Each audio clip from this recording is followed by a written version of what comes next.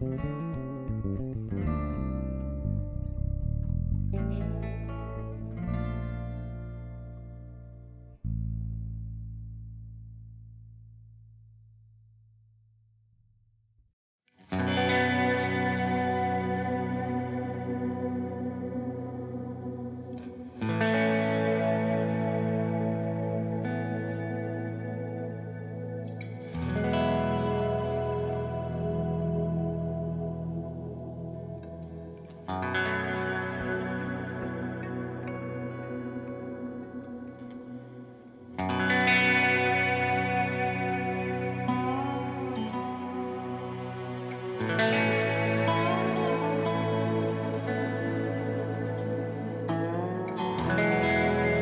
damn!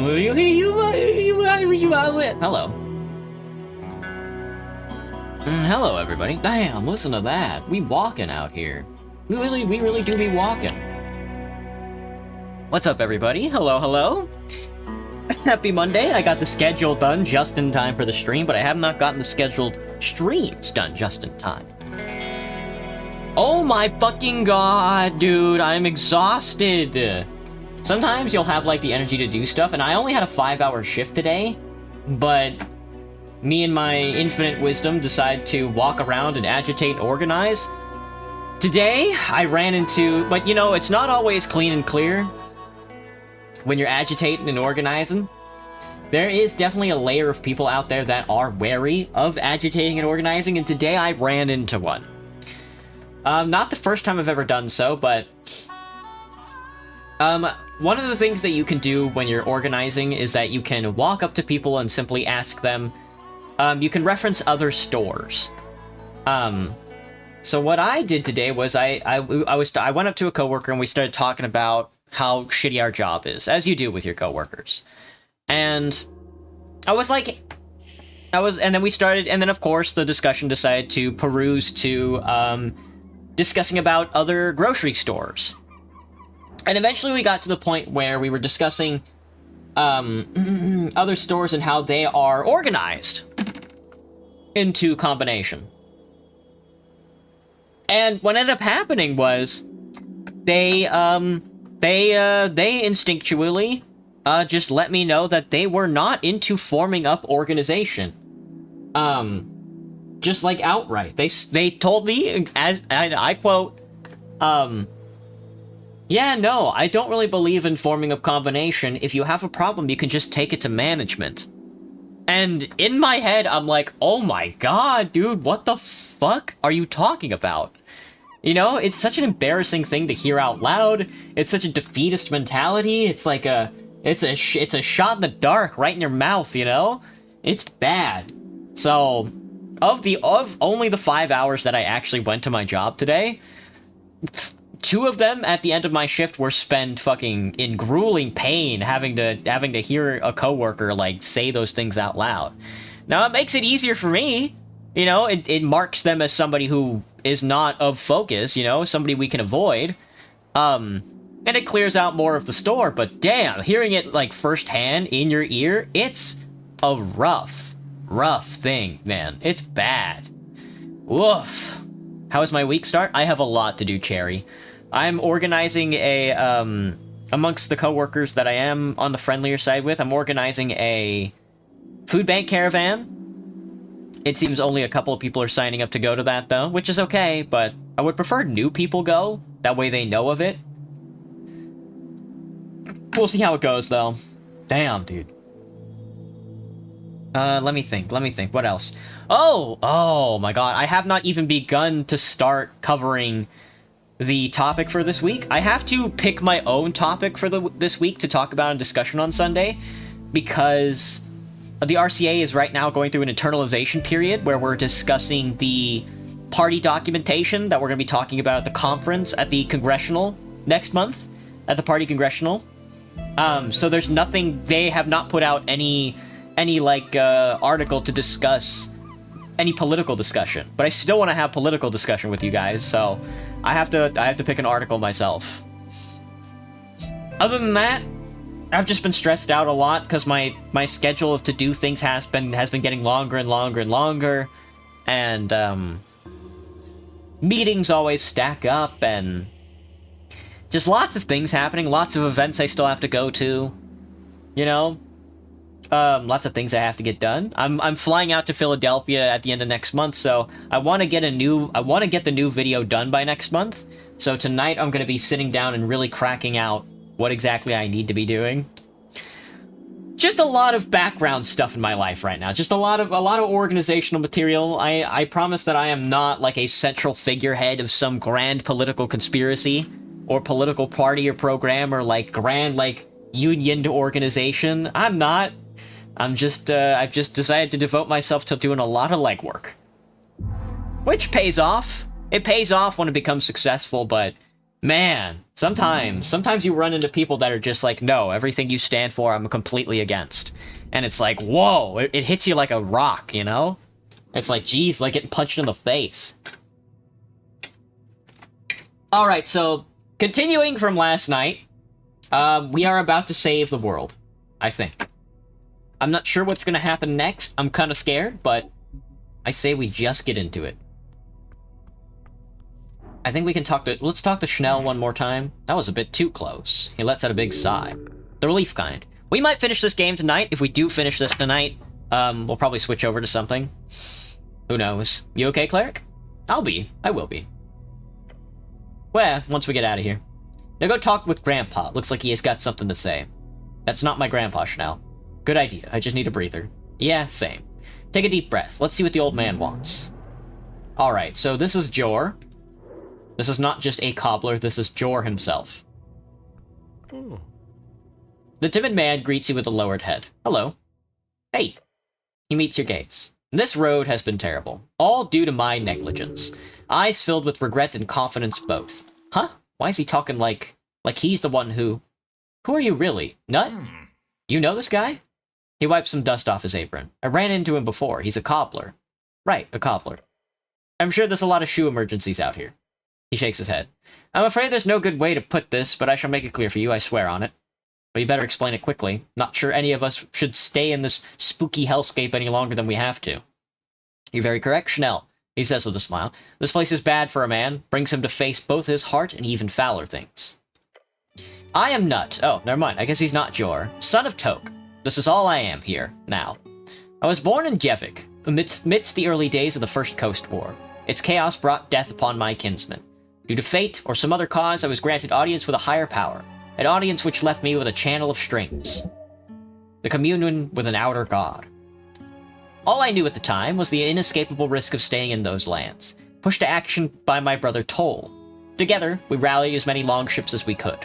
We saved 50,404 people, approximately a quarter of the villages. Wow, not every day you get to speak with a god, living or no. As we left in search of a new land, those people began to look to me and my newfound divine strength for more than guidance. They gave me a name from the old world sagas, one steeped in bygone mythology. They called me Earth. Oh, he's not Jor, he's Earth. There he is. The Hammer of Fate. Hammer of Fate. That can't... How? He lowers his head once more. My existence is fleeting, stuck between material and beyond. This old man's wary expression tells you, rise. I am not one to bow to. Are you truly him? Yes. You see, I died like an old man should, just a few decades later than usual. But here I linger on, guarding this gate. For whom? For what purpose? Who knows? The old man laughs. It's a bit silly, really. Toll would have loved to see it. This is insane. I don't disagree. That was my initial reaction to the first few years of this place. I assure you, I, too, have many questions. You catch a glimpse of Schnell, then opening his mouth again to speak, only to shut it. Your goblin companion clearly wants to ask something as well. He is waiting his turn. Ask what you wish. I know you have questions. This man has not spoken with another for a very long time. He'll be glad to talk. Say what you wish. This is your one chance, one opportunity to ask this legendary figure anything you want. Make use of it. Well, since there's no rush. Toll, your brother? Yes, the old fool. Earth speaks with a sad smile. Hello, Ken. Haven't seen him pass through here. He must have died years ago, amidst his epic final adventure. But who knows? Time moves differently inland. Maybe he still walks the endless wastes as we speak. Looking for Jor's key. That is not a term you are familiar with. Make him elaborate. Jor's what? Toll! Right, like Tolstad? Tol Square? I heard he was a real adventurer. He was, Schnell, he was. Your god looks out into the void. Tol always wanted to travel, to understand Jor, to sail and wander. He received his circumnavigation blessing not long after we founded Norvik. The circumnavigation blessing, any individual who completes a full turn around the coast is rewarded with an esoteric boon, suspected to be from Jor himself. This usually grants the user the ability to cast the cantrip Prestidigitation at will.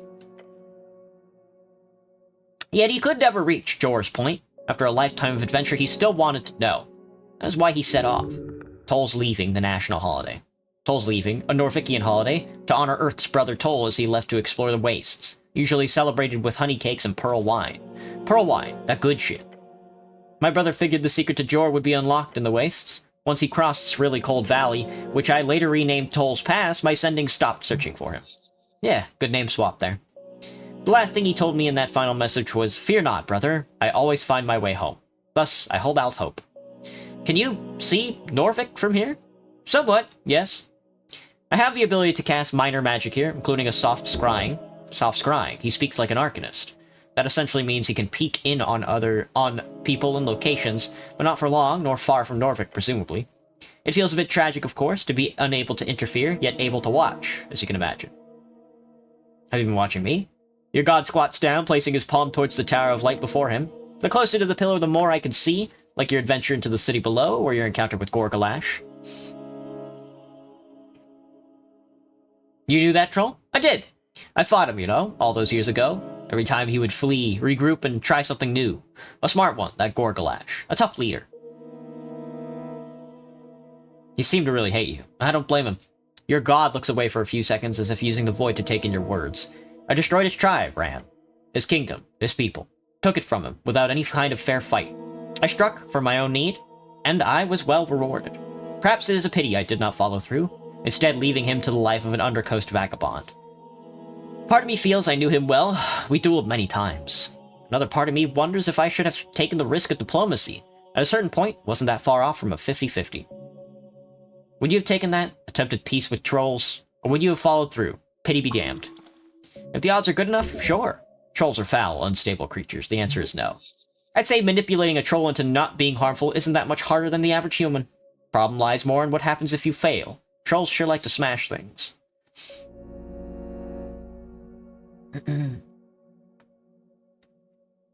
I don't know. I have no idea. I'll be honest, neither did I. A deep sigh leaves him.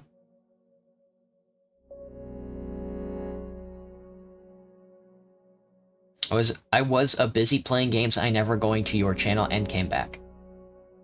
Huh? I do not believe in a clear answer. Not anymore, but I chose my path. He glances at Schnell, who still looks stunned at watching you interact with your actual god. Ah, right. Goblin genocide and so on. I actually have so many questions. You see Schnell shift his shirt around.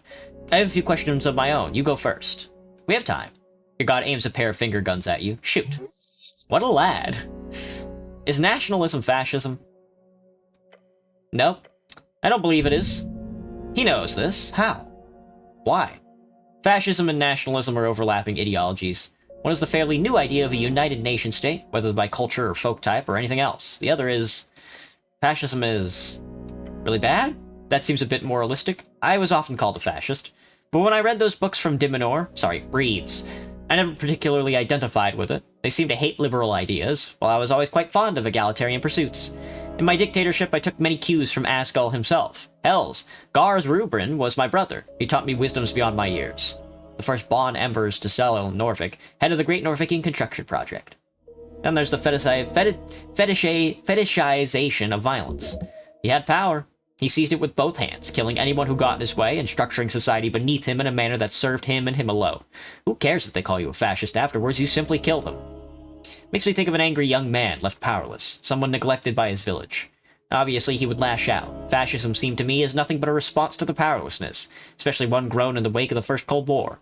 If anything, it taught me not to take it lightly, to make sure each new generation of men in Norvik were given exactly what they needed. Discipline, challenge, and a god who does not conflate strength with violence. A real role model. Was I given that? His face contorts. Like he just stuffed a knife in his back. Damn. Pure pain. No, Ran. You are not. How is strength not violence? I wonder.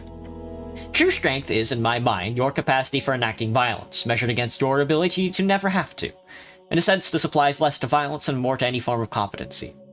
I don't like this god, man. What time I just actually go to your channel, by the way? A real man makes the best of himself, no matter what that looks like. He does it for himself and for the benefit of his tribe. Am I depressed? I'm eating ice cream out of the tub. Nope. Probably not. Eating ice cream out of the tub is tasty, though. I don't know. I don't think I know anything anymore. Those words carry wisdom beyond most, Ran. You wield magic beyond compare. How long does it take the average wizard to memorize a new spell, just copying into his spellbook? A wry smile on his face. Heh, kiss ass. It's working. You're blushing. I'm nothing special. There! He points at your face and laughs. Doubt and confidence. You have it both. The old man crosses his arms and nods your way. It takes hours to memorize a spell, Ran. And you do it in seconds. That's no trick, nor is it only talent. Perhaps you have a knack for the esoteric. I won't argue against that, but think about those sleepless nights, those years you prayed and studied and read. The divine never truly fit. No zealot, perhaps, he smiles. This is what you are now.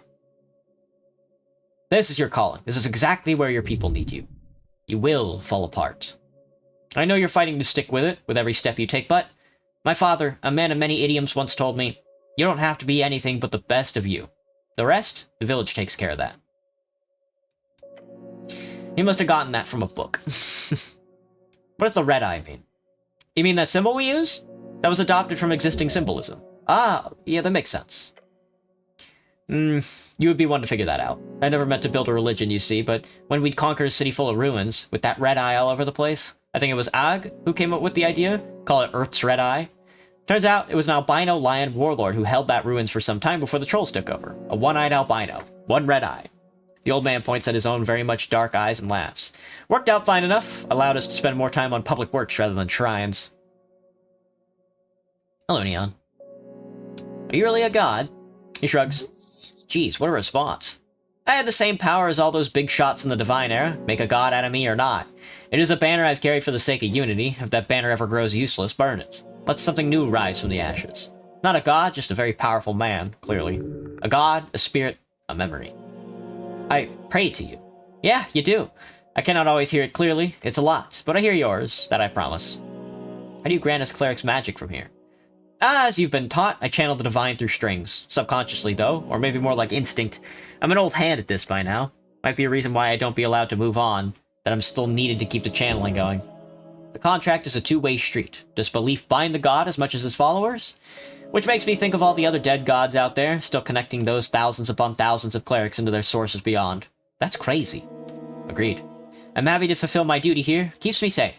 But I wonder if the Mender feels the same, or if Lady Fair holds down the fort in some other tunnel. The implications here are quite intense. Dead gods just end up in some void, being used as keys to magic? Incredibly, he talks about it as if it would be no big deal. I wish I knew more. Once I'm forgotten, maybe I will get to see through this gate, to go wherever souls go once they pass. Deceased people who are resurrected do not remember anything at death. Maybe there's nothing beyond. One day you might gain that knowledge. For now, focus on the material that will set you free. Oh, Aaron.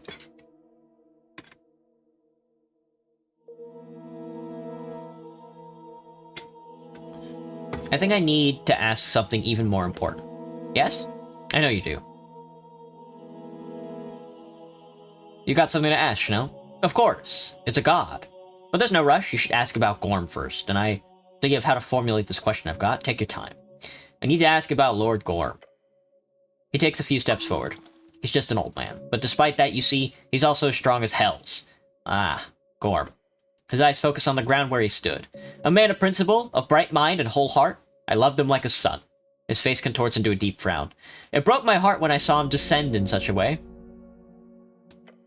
I cannot say where his mind was, but I know his heart was placed exactly where I had taught him. Selflessly, he would give himself to any cause. Unfortunately, he proved my teachings terribly wrong. His pain. Have I been? Exhausted. Earth did not possess the ability to interact with Gorm in any way. Why couldn't you speak with him? He could not see nor hear me. I could not stop this channeled magic to my clerics and my paladin no matter what. I cannot even destroy myself. For whatever reason, my soul here is muffled. I could not communicate with him or anyone else on the material plane. He's telling the truth. His truth. This guy has a legacy to uphold. Careful what you trust. He wanted to resurrect you. That was his intent, yes. It's important to remember one simple fact. Nothing he did was evil. Everything he did for an ideal of good. Just like I taught him. He turns around and gestures toward the stairs, so you cannot see his tears. Look how it ended. His bones hitting the pavement so furiously. He's crying. Tears of regret. I thought I knew everything at one point, as if I had somehow unlocked the truth of life itself. It was so simple. Your god turns back to you, his eyes tinged with red. Goodness alone will bring the world to evil. The words of an arcanist, I believe. He's quoting Prax. How conflicting. But Gorm spoke the truth. About what? He wipes his tear from his cheek. My legacy. Norvik is under siege. There's a conspiracy of free striders, the magistrates are bought, the Asgulls are undermined. The Golden Horde seeks to occupy the clan lands within a decade or two. The Menders Cabal funnels riches to rebels in our lands. And my will, the plan I created to keep peace and to transition into a democratic government, was suppressed. But then Lord Gorm, yes, he did. Your god gathers himself. This was all calculated risk on my part. What do you mean? I knew this would happen, Ran. Or rather, I saw the odds and strings. It was high, he says with a clenched fist, something like 4 and 5. You got married, Cherry? Congratulations. The problem? The odds changed while I was dying. That does not happen very often. An esoteric event, most likely. Suddenly, I saw the new probable outcome. This web of conspiracy. The old man shakes his head and looks very, very tired. The magistrates hiding my succession acted as the initial spark. The rest is your history. What kind of esoteric event? I do not know. It might not matter. Perhaps it was a divine intervention. Perhaps some remnant spirit or prophecy. Something changed the odds of my choice. Sadly, I'm not the one dealing with the consequences. Why didn't you push for democracy earlier? The odds were against me. Forcing democracy at any earlier point had a very low success rate. Most outcomes would simply end up in oligarchy. Free striderism was growing in the East, and it would have sunk its claws into Norvik. The counterbalance to organized money is organized people. I was hoping to set you all on that path. The populace was not ready, despite my effort at decentralizing and pushing for the pseudo-democratic guilds. The best chance was for democracy after my death as my final will, until it wasn't. They actually target the Lord Patriarch? Yes! A Tormian wizard was equipped with an Arcanist spell scroll, a term for a non-divine inhabitant of Divinity Torum. A very expensive endeavor. Poor Axum. He did not deserve such a fate. What else do you know? I could not see who or why. The magistrates keep whatever they plan under tight supervision. They all stuff lead into their walls. Their homes are impenetrable for me, or any other scryer. Gorm's perspective is, however, most likely correct. They targeted Akasam to maintain their hold on power to avoid the transference demanded by my will. He had, just prior to the attack, been very adamant about enacting it properly. Would it have worked? Lord Gorm's spell? I don't know. I don't believe he knew either. How do you see the risks so clearly? I did not share that secret often during my days. Lord Gorm was one of few I confided in with my struggle. A struggle? The one placed upon all us gods, he says while making air quotes. We can see outcomes in strings. Hello, Arthur. Not always, not clearly. Sometimes like a play in the mind, sometimes an assured vision, but always there are odds. A choice, a chance, a risk. When I worked in my father's shop, I would work on a shoe and see exactly how 9 times out of 10 I would ruin the leather. As I grew better, my skill improving, the odds would change. Soon, I'd pick up a boot and see 2 in 5, then 1 in 4, then 1 in 10. Sometimes I'd still fail, but seldom. Over time, that simply turned into ever greater visions, along with greater power. Every god can do that? To my knowledge, yes. Beside the esoteric might and other powers, it is not divine providence, it's just probabilities. That's why you left your homeland. Yes. So what this is getting at is that Ran is a god. Is that you play a god. When I took my people to sea, we had a 50-50 chance of survival. When I saw Ascani, those odds went up. Every step of the way, I made decisions aimed at increasing those odds for you. Everyone around the coast? That would be nice, wouldn't it? I realized with such power, I could protect and serve more and more people. Yet at a certain point, he takes a moment, where does my tribe begin? Who do I define as the other? I had to choose. Why must there be another? My choice was the Earthfolk and the exiled dwarves, a united creed bound by this great city we built. I focused on increasing the odds for that creed, to assure the security of Norvik and its ideals no matter what. No matter what, huh? No matter what. For almost a century, that absolutism has been the source of immense life and pain. Absolutism? No. Fascism. Fascism, you mean? Maybe, he says, exasperated. Maybe. Just like Gorm. That comparison pains me, but I cannot deny it. It pains you. Chanel takes a step forward. At least you had a choice. The old man keeps his eyes on the goblin and places his hand behind his back. Not with anger or sadness, Earth wants to hear him out. You're responsible for the genocide of my people. Yes. Look at Chanel, then look at Earth. Yes. Just yes.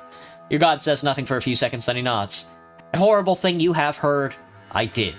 He looks around the void. He clenches his jaw and clicks his tongue a few times, and he holds up a finger. I have one question. I've thought about it for a while now, my whole life, really. I need to ask it, and I want to hear it. The goblin hesitates and starts. Why didn't you just kill us all? His words leave a silence across the water. What a question. The old man furrows his brow. No, really, why leave us in this half-life? Because what? What is this? He says and pulls out his jacket. This. He slams his fist into his chest. We're not human. We're not dwarves. We're not goblins. Take away our language, traditions, our stories. You put us in these holes, expecting us to form into something suitable. But what is that? What do you want? To stand before Earth and yell like that. You really like this guy. If you could see every outcome, or whatever, why the fuck did you pick this one? His words dripping in sarcasm and rage. Wait for Earth's reply. Earth allows the goblin to end his speech, listening to his panting echo across the eternal waters. Then, without lowering his head or averting his gaze, he says, I was going to. I told myself every goblin on those red hills needed to die for the safety of man, that folkmord was necessary, that without clearing these lands entirely of these hostile natives there would be nothing. But folkmord is a dwarven term meaning genocide. It was originally coined by Asgal himself, who used it to support the idea of folk rights. Rights inherent to all sentient beings regardless of folk type, sex, nationality, ethnicity, language, religion, or any other status. Originally spread by Asgal, and is today a hotly debated topic across the coast. He bites down on the words. Nothing but perpetual war. After establishing Norvik when the trolls were scattered and the coast was ours, if I had left your people alone, I saw a guaranteed future, filled with inevitable clashes between goblins and humans. Those clashes would lead to more animosity, more hatred, generation after generation seeking blood vengeance against an entire people. It was one of my clearest visions. Radical fanaticism, goblin armies funded by hordes of elven treasure, years of warfare in Verdun, trenches for miles, trenches, then more factions joining in over time. It would risk another coast war, simply due to the fact that humans were never meant to live here. We were never meant to take these lands. Yet we did. I did. I made that choice because every other meant the death of my people. In exchange, I doomed yours. Schnell stares at him, stone-faced. Okay, so we're fundamentally incompatible and you took our ancestral home. Great. He rubs his eyes and takes a step away. He's trying to calm himself. You can get a question in the meanwhile. Incompatible, huh?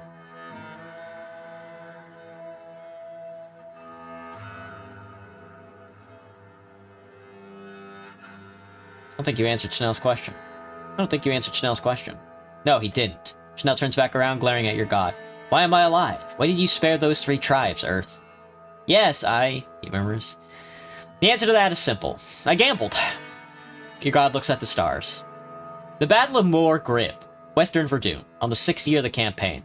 The leader of the Craig Thon is brought before me in chains. He demands a duel to the death.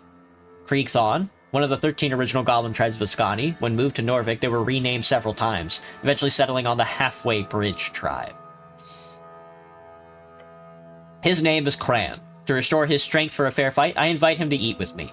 This goblin speaks Dwarven, Diminorian, and even some Elvish. Over dinner, he explains exactly to me how they were superior in every way, and that the only reason we won was due to our luck. We had a god, theirs died long ago. Tokig the Gambler, would have been fun to see these two clash. I agreed with him. Then we discussed my options. Grant told me I was wise for killing them all. If I did not, he said, they would eventually re-emerge and destroy mankind. Once I faded like Tokig did, that each of his sons dreamt of spilling human blood. Schnell's eyes narrow as Earth speaks. So I asked him, what of his daughters? Did they dream of war and slaughter? Revenge? Grant told me no. Then he laughed at me and wondered aloud what a boring and peaceful life that would be. I spent the night explaining my visions to him. He in turn told me stories about Tokig the Gambler. For hours we talked, exchanging ideas, and I proved well and enough how I knew it all. As the sun rose, I saw in that conversation something magical. The odds had changed. Not by much, not so significantly that it changed my belief, but enough for me to make another choice. A gamble. I gambled on a path where humans and goblins could live together in peace. His eyes are on the ground. We signed a treaty the next day. The forced assimilation of 3 tribes was carried out. Cran served me well for 12 years, overseeing the migration of Norvik. This was the only plan of action I could see with a success rate above 50-50. Success? Yes. He scowls. A successful genocide? Yeah. That's your definition of success here? Same as always. The least amount of death over time, as far as I could see. But not for my people alone, not this time. For both of our people. He lets out a conflicted groan. Well, you shouldn't have come here in the first place, then. Perhaps so. His eyes speak of sorrow. He's holding back. He knows well he could have argued around this topic for hours, but he's not interested in winning. Earth wants to listen, nothing else.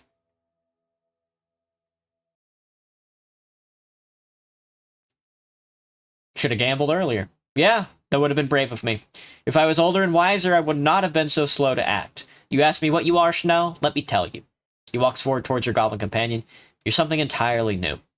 The goblin's expression goes from angry to despondent as he stares at the dead god's approach. You can never be goblin. You can never be human. You're in this mess because of me and my evil actions. The old man throws up his hands into the air, reaching for the stars. So hate me, curse me. Then go be a leader for your people. He lowers his arms and gives him a determined frown. They need you, Schnell. For the new era and beyond. Make something that hasn't been seen before. Something new. Something better. Apprehensive and confused, the goblin turns away. I don't exactly have a choice here. There's always a choice, Earth says, while locking eyes with you. Some paths are just riskier than others. The goblin clicks his tongue. He glances at the god and mutters something new. You hear the anger and fear in his voice. Tokid would likely tell you to take the gamble. If you ever meet him, be sure to ask. The old god laughs. The goblin looks on with a complicated expression on his face. Conflict dancing in the shadows of his mind. Rage and confusion. Now think about it, Earth. Oh, he's good. From folk mod to father figure in just a few words. Incredible. A difficult exchange.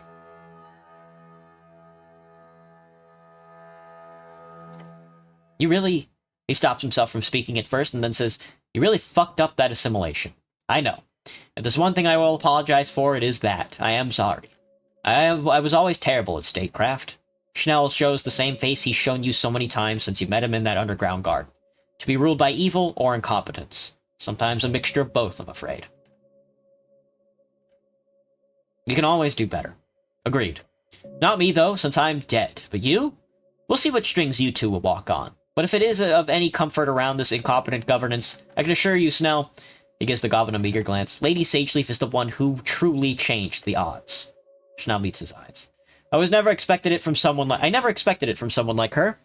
Alas, there are many things I did not see coming. If anything, your instincts are clearly a dowsing rod of their own. A dragon. Earth looks upon you with his eyes that remind you of your father. Aged wisdom soaked in blood. I'd like to have a few more words with you, Rand, before you return. He steps forth until you realize your god is near towering above you. Look up. I'm afraid we will never speak again, my son. So this conversation is truly simply an esoteric happenstance. Once time runs up, this will not align again. An esoteric event? It was. Caused by me, but not something that I will ever be able to make happen again. This conversation, Ran, he says, and places a warm hand upon your shoulder. The only thing you will ever feel is warmth. The only time you'll ever feel is warmth. The last time anyone ever will. It was worth everything. Look to Snell, then back to him. Snell looks on, his arms crossed. Still conflicted, but with now a determined expression on his face. I'm just a cleric. Yes. Some might even call you the cleric. Although wizard might be more appropriate. A correct statement, despite his theological nature. And you've certainly been mingling with primal forces a lot. If you want to be a druid, you certainly have my blessing. Though if you want to dive into making those dance moves into real magic, that wouldn't be such a bad use of your skills either. As long as you keep working on the actual dance moves as well. Your god chuckles. Bow your head. And the flame tongue. Keep it. It served me well for many years. Gorm would have wanted you to have it. Despite everything, he was a good man. A good man? The words cause you unease. Alignment is as subjective as Jor. Nothing but intent. A man will see it all burn before he accepts utilitarian evil into his heart. Goodness itself lies in the heart of all folk. It is not built under the whims of a cleric, no matter their intent. No, it was not. Your god closes his eyes. No, perhaps he was not. Not in the end. He takes his hand off your shoulder and takes a deep breath. You can see it. He's doing the polite minor gestures that indicate the chat's coming to a close. He's about to send you home. Ask. This is your chance, one last time. Can you see my future? No. It might be written somewhere, but I can't see it. The coming era is yours. He looks to Snell. I believe in you all. Don't say anything. I don't pray anymore. I know, it's good. I am but a channel for greater things at this point. You will carry skepticism in your heart in the face of gods and ideologues. That will serve you well, I believe. He scratches his beard. I will tell you one thing, though. Do you remember your prayer, Ran? The one you always repeated to me at the end of the hard day? My prayer? Yes, the one. You repeated it so many times. It was a cry, a pleading. At the end of a night at the library, after hours working the kiosk, when your body was broken past days of Earthguard training, in bed at night. Hello, Glacier. Not from all. It's mostly noise, as you can imagine. Must be a name. So many desperate voices. Interesting. As a channel for a greater power, he must pick up on all of it. Yours, however, it was such a simple prayer. That's what struck with me. Earth holds up a finger. One thing you asked of me, all throughout your life. It never changed, not once. Oh no. Yeah, that prayer was embarrassing. No wonder you stopped doing it. Your goblin companion follows this conversation intently, yet he says nothing. Right. That. He smiles. I don't promise things lightly, but I can promise you this, my son. There is a string to follow. One where your prayer is answered. I swear to you.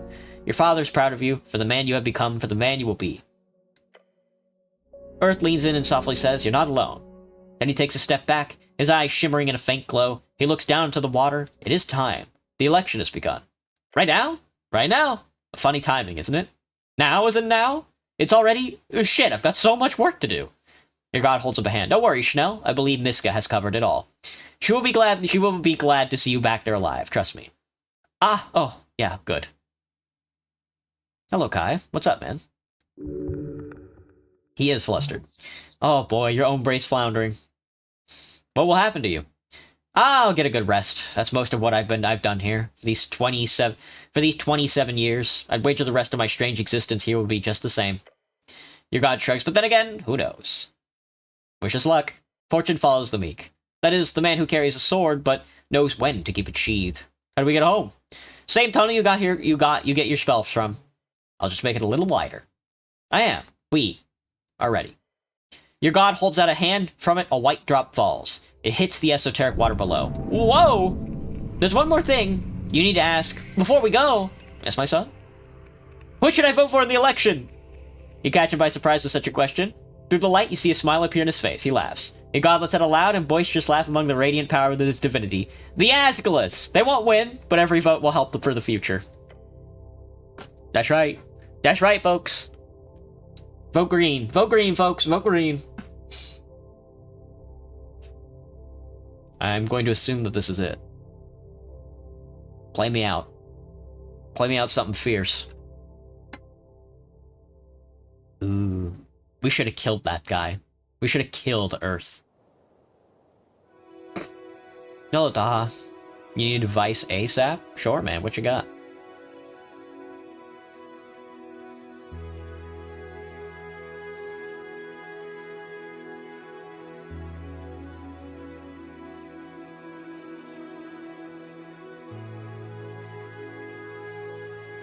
Dawn of Election Day. You caught the flu? Oof, that sucks.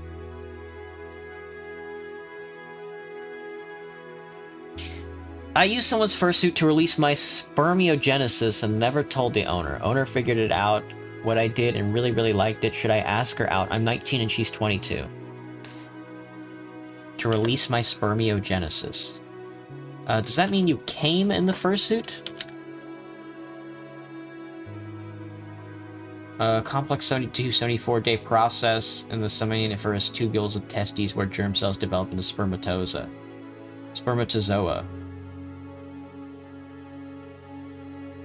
Develop from germ cells in the seminiferous tubules of the testicle. This process starts with a mitotic division of the stem cells located close to the basement membrane of the tubules. These cells are called stem cells. Okay. So you didn't come. You were making stem cells in the fursuit? Yes, without asking?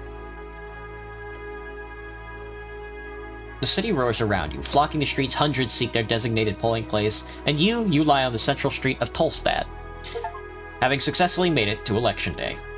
And... shit. The first thing you see is Snell getting up from the pavement beside you. He looks pale and queasy. Why didn't you tell me this portaling business would become nauseating? Need a man up, buddy. Just stay on the ground and groan. Snell joins you in your choir. Snell stretches a bit, but then takes a glance around the crowd. Old man was right. Election sure has started. So we lost, what, 8+ hours? Something like that? Maybe less? And maybe we were in the void for about an hour, give or take, right?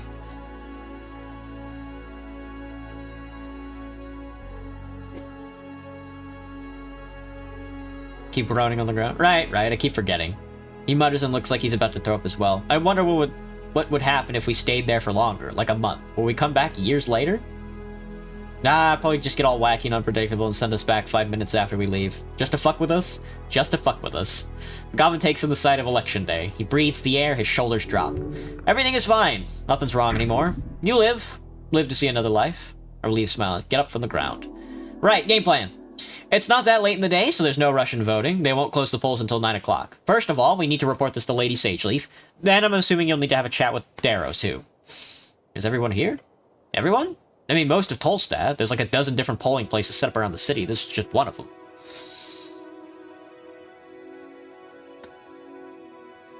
You'd use that word to bypass the filter? It got filtered anyway. That's funny. Where's Lady Sageleaf? In the garden, most likely, though if my ears don't deceive me. Nearly's playing something on the field. We should go look. You should report to her first of all, in my humble opinion. Don't want to keep her waiting. You can talk to Darrow. No clue. Probably out there somewhere. Who else should I talk to? That's up to you, Cleric. And there's no stress. Once you've got the important stuff out of the way, you've got all day. It's only 10:20-ish. Oh god, I need to figure out what I'm voting. Should I tell people that I met Earth? Honestly, I don't think anybody would believe you. Or at the very least, not take you too seriously, but you do you. Alright, let's hit it. Alright, Chanel. Let's finish this, man. It's fucking Election Day. Finish the quest. Talk to everyone you know. Oh, a snail. Hello, Mr. Snail. A snail drops a pouch before you. Thank you, Mr. Snail.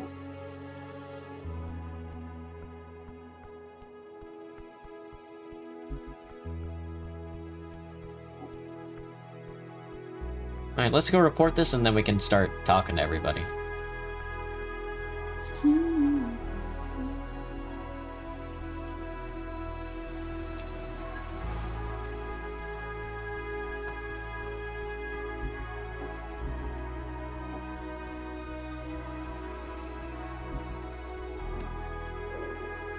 My lady? Oh, well, look at that. Nice to round it off. Chaotic Good, level 17 Chieftain. Wow, almost a full 20 on each. She wields power you could only dream of, yet her actions betray her nature. Evil, good, is selfishness for one's own tribe for the defining trait. This creature is no goblin, though her desire lies heavily invested within this tribe. She's far older and far more dangerous than all these servants of hers combined. You approach the goblin chieftain sitting on the grassy field by herself. You notice several eyes fall upon you from the bodyguards stationed across the area. They're ready to attack you at a glance. Ah, she's enjoying the sun. Careful now. Be polite. So you do leave your throne at times. I'm back. Yes, I could see that. Ate a shit ton of ice cream? Oh yeah. Hey, Graham. She squints at you before closing her eyes again. Snell? Yes, my lady. Report, how did it go? The necklace of fireball was used accidentally in the tea shop. It was meant to go off underneath the temple. An election day, right about now, in fact. She leans forward in her seat and glares at her servant. Lord Gorm and the Beyond wish to use those deaths to bring back his god from the dead. She stares at him. You know, Earth. I got that part. Yeah, so Lord Gorm was dealt with and he is confirmed dead. I can confirm that. She glances at you, then back to Chanel. I see. So the threat was neutralized. There should be no ongoing repercussions. The dragon clicks her tongue. I want more details later, but good. Well done. She turns to you with a slight smile. You as well, Cleric. The service you perform here is more than I ever expected. A backhanded compliment. I love it. Right, that should be it. Then there was that chat with Earth. Right. Lady Sageleaf then looks away twice before raising her eyebrow to the sky. A classic double take. Excuse me, did you say Earth? You handled that one. Yes, Earth lives in the space between. He's dead, but his spirit acts as a channel for magic. He's just there? Yeah, or rather, he used his last strength to reach out this time. We had a nice conversation. A good talk. She points a finger towards Chanel. I want a full report on this later. Of course, Lady Sageleaf. Then the Goblin Chieftain grumbles to her. Esoteric bullshit. Agreed. Oh yes. She groans. It's good to have you back. I am at least very glad you did not get stuck out there in the void. And you, Chanel, I'm very, very happy you made it out alive. You're my best runner, after all. Your earbud's noise softener fell off, so I've replaced it with a small piece of toilet paper. Oh, that's gonna start cutting up your ear, Graham. Ugh. Ugh. My lady. He bows. Nerd. He loves her. Oh, I'm gonna give her the orange. These documents contain extremely sensitive information indicating that the magistrates are selling out the city of Free Strider interests. Excuse you. The Dragon of Tolstad takes the ledger and opens it with an expression of annoyance that quickly turns sour. I see. This is the information Snell provided earlier. You told her? Of course, cleric. I report literally everything we do. It's my job. Don't you report stuff to your patriarch or something? Oh god, I gotta tell you Raft about this. She closes the folder, keeping her eyes fixed on Nearly's performance ahead. This will be useful, cleric. The halfway bridge tribe thanks you.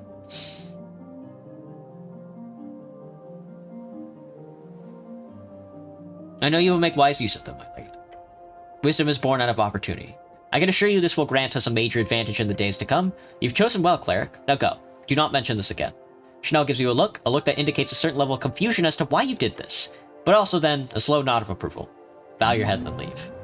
Thank you, my lady. Cleric, go vote or enjoy the day. Whatever you do, do it elsewhere. Alright, let's talk to everybody. Not much else to do. Well, before we talk to everybody, let's go report to Darrow. And then we can talk to everybody.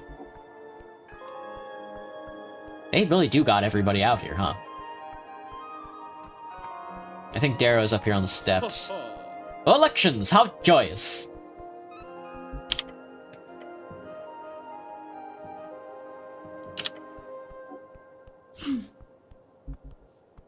Oh wait, not a chance, Dad. Come on! 19 charisma. He will respect you only if you serve him loyalty. Loyalty, like a hound, or if you prove yourself confident and ruthless. He has no time for fools, but a man of his stature does not retain power if he does not recognize talent when it barks in his face. Trifling? Oh, 1,200 gold? DC 15 to pickpocket 1,200 gold? As long as I keep the volume low? Mm-hmm. Magister Nicholas Darrow. You see Coin Lord Darrow speaking to a brown-haired girl in a dress. It's just an application. You know well enough how proud your mother would be if you were accepted, Freitas. I'm not going. And it's not just an application, Dad. For fuck's sake, you pretty much owned them. He scoffs. And what exactly did I buy this university? The girl holds out a letter, shaking it in his face. Our name is in the damn pamphlet. Look, he says, actually calmly. It's the best establishment on the coast, sweetie. You could at least visit it before you. He then notices you standing there, a bit too late. Oh, yes. It's her. The so-called assassin. Cleric? Frey goes wide-eyed, glancing between you and Schnell. Anger? Fear? Nope. Her eyes are screaming, not these fucking guys again. Apologies for the swear word. Sweetheart, we'll continue speaking about this over dinner. Yes, she mutters. She points 2 fingers your way, when her dad doesn't notice. A message appears in your mind. Shut your fucking mouth and don't say anything to Dad. After sending the message, she mutters an awkward, of course, Dad, before sending you one more message. Please. Is this your daughter, Magistrate Darrow? Yes, indeed. He taps her on the head. Our Freitas is quite the talent, you see, a proud inheritor of House Darrow. What's this about a university? Oh, nothing, just the typical big choices of youth. Mage Stone and New Thazen. One of the most famous universities on the coast, situated in New Thazen, half across the world. Good luck with your application, young lady. Thanks. We'll talk more tonight, Frey. The girl looks at your father and to you, and walks away rubbing her eyes. The Coin Lord cuts in. Cleric! He immediately wipes the dad expression off his face and gives you a friendly smile. How esoteric is my sanity? I'm feeling ebb and flow right now, dude. I'm feeling ebb and flow.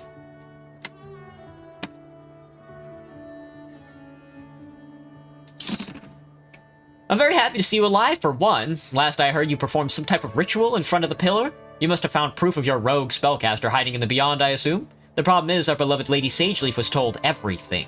He takes a step forward and glares at you. She knows all the details of the tea shop and has already begun legal proceedings. I find that highly annoying. The Coin Lord looks at Schnell. I believe your lady is already well aware of that fact. Sure, he answers in a monotone voice. I'm mostly just impressed you broke an oath to do it. I wasn't even aware that was possible. I've been told it's incredibly difficult to perform such a feat. I apologize, Magistrate. He sighs and rubs his temples. No matter, it is what it is, and what it is a massive headache in the coming weeks, so thanks for that.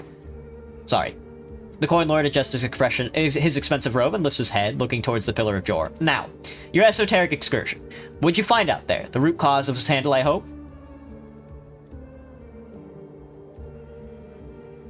Before anything, you should know Viskin the local mortician is a lich.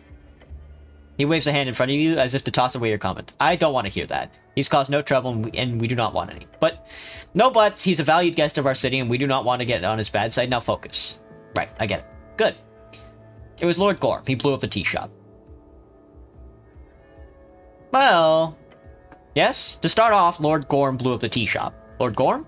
He's taken aback by your words. So he's not dead in some dungeon below. Lord Gorm was planning on blowing up the election with the necklace of fireballs and went off prematurely in the tea shop. I'll be damned. He genuinely did not expect to hear that. Then the Coin Lord nods. Okay, I understand.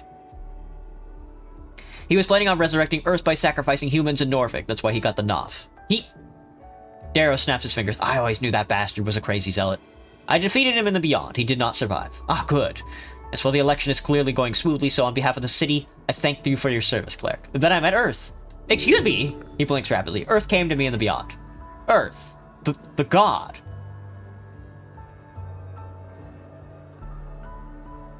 He showed me the truth about his powers, about the corruption of the Free Striders, about it all. Okay. He squints.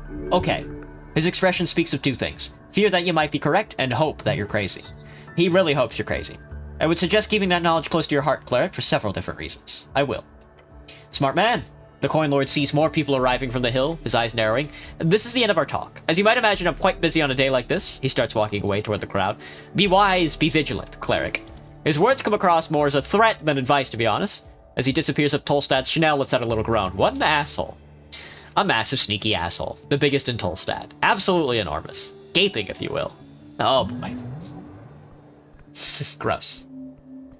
Alright, we got some time before we gotta vote. Yeah, it's only 11. Hell yeah. Oh, let's talk to Moonwatch. The fact that he's only level 6 is crazy to me. The fancily dressed Free Strider strikes a pose as you approach him. He takes a deep whiff of the air and exclaims, by golly, what a beautiful day for an election. It sure is. He gives you a thumbs up with a goofy grin on his face. He lifts his chin. I've been presented at over a dozen first elections across the coast in my lifetime. I've seen the populace embrace the Free Strider ideal. Free trade, democracy, prosperity, liberty for all. We're celebrating it pretty good, huh? Oh yes! Free Striderism is built on such a core concept of freedom that it overcomes cultural barriers with ease, you see. But here in Norvik, it's even grander than usual. It's like a powder keg, just waiting to pop off into a wonderful cacophony of prosperity. Maybe powder keg is a poor choice of simile, but still. Yeah, it is. He looks up towards the pillar and sighs. Oh yeah, anyway, did you ever catch that smoking invisible man I mentioned? Oh, Lord Gorm? Yeah, I found him in the Beyond. But wait, isn't that...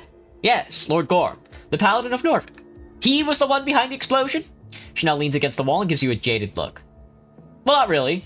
He was trying to blow up the election actually, with the necklace of fireballs he got from Ilum, but it went off prematurely in the tea shop that day. He was doing it to resurrect Earth, which maybe could have worked. But anyway, I also met Earth, who was also sort of dead in the Beyond, and we had a chat. It was really informative and quite a spiritual experience, if I'm being honest. I still haven't really processed the whole thing yet.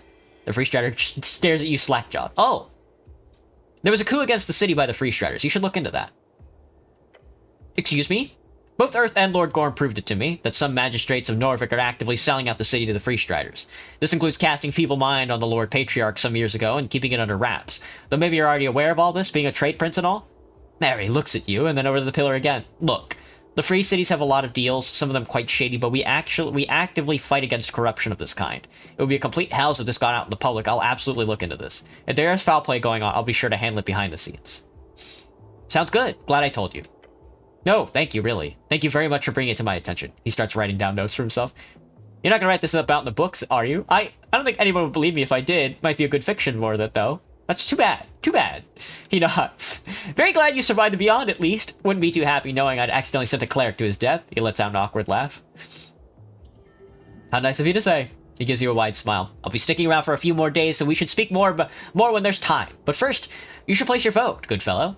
All right, I gotta do that. Yes, you do. For liberty, he exclaims, and then lets out a bellowing laugh. But seriously, we should talk more later. I'll find you. He winks. Cool. See you later. I'm gonna tell everybody, dude. I'm gonna tell everybody that the Free Striders are corrupt. Why the fuck wouldn't I? A traveler, she's not settled here. Her belief is weak, she does not use it. Her religion is power. Is she evil? Nope. Perhaps an arbitrary arm of an institution, but no more than a puppet. Cleric? It's a lovely day for an election. It sure is. She takes in the air. Years of effort, all for this. The revolution aims at the liberty of all folk around the coast, and if recent polls are to be believed, it appears we've succeeded in the goal for Norfolk. Let's wait to see the results. A wise statement. From what I hear, Free Striders will most likely form a coalition with the Nationalists, bonded through compromise and prosperity for all. It's beautiful to see. Without the Ascalists? Of course. Not that it wasn't on the table. Turns out the dwarves are difficult to work with and despise orderly compromise. Who could have guessed? What about the Party of Magic? Old Man Praxis Party? I don't think they got over the minimum last poll. It was around 2-3% though. Who knows? I'm still guessing he used some charms to get those votes, she says with a glint in her eye. The minimum is 5. Praxis is a washed up fool either way. If you took over, it would have gone differently. Wish the agriculturalists were still in the race. I'm a farmer, it's in my blood. Be interesting to see. I should also mention that we're looking for a thief. Ah, they're looking for you. Someone broke into our HQ on Water Lane, stole some important documents. It's quite bad. In case you hear something about it, do let me know. Time to lie! Now! No point in telling the truth here. What'd they steal? Documents, most importantly. Documents that could be twisted into something very dramatic if handled the wrong way. Since you still have those documents in your pocket, you could probably sneak them back into Vera's hands at some point, but not now. That would look suspicious. That sounds bad. If I hear anything more, I'll let you know. Thank you, Clear. Well, anyhow, do you know who the current ambassador of the Golden Horde is? No? I happened to be speaking with him the other day. We have a working relationship with the GH, as you probably understand. Your name came up during that meeting. If they are to contact you in the future, just be careful. We're on good terms, and I'd like to keep it that way, as would our owners. Understood. Good. But remember, so do we. The Revolutionary Free Striders would be very happy to be in contact with you in the future, Cleric, in case it's interesting. Yeah, I'd love a job. Good to know. She grins, her tusks gleaming in the sunlight. What a lovely election day. The triangular buildings. Thatch roofs and small penises. Oh, fuck. I almost got his full 25. You relate to his fear? The kid doesn't want to end up like his old man, forgotten by time and space in the city. Norfolkian Post. To take a Dane. -3 strength plus 2 wisdom. Hex weekly.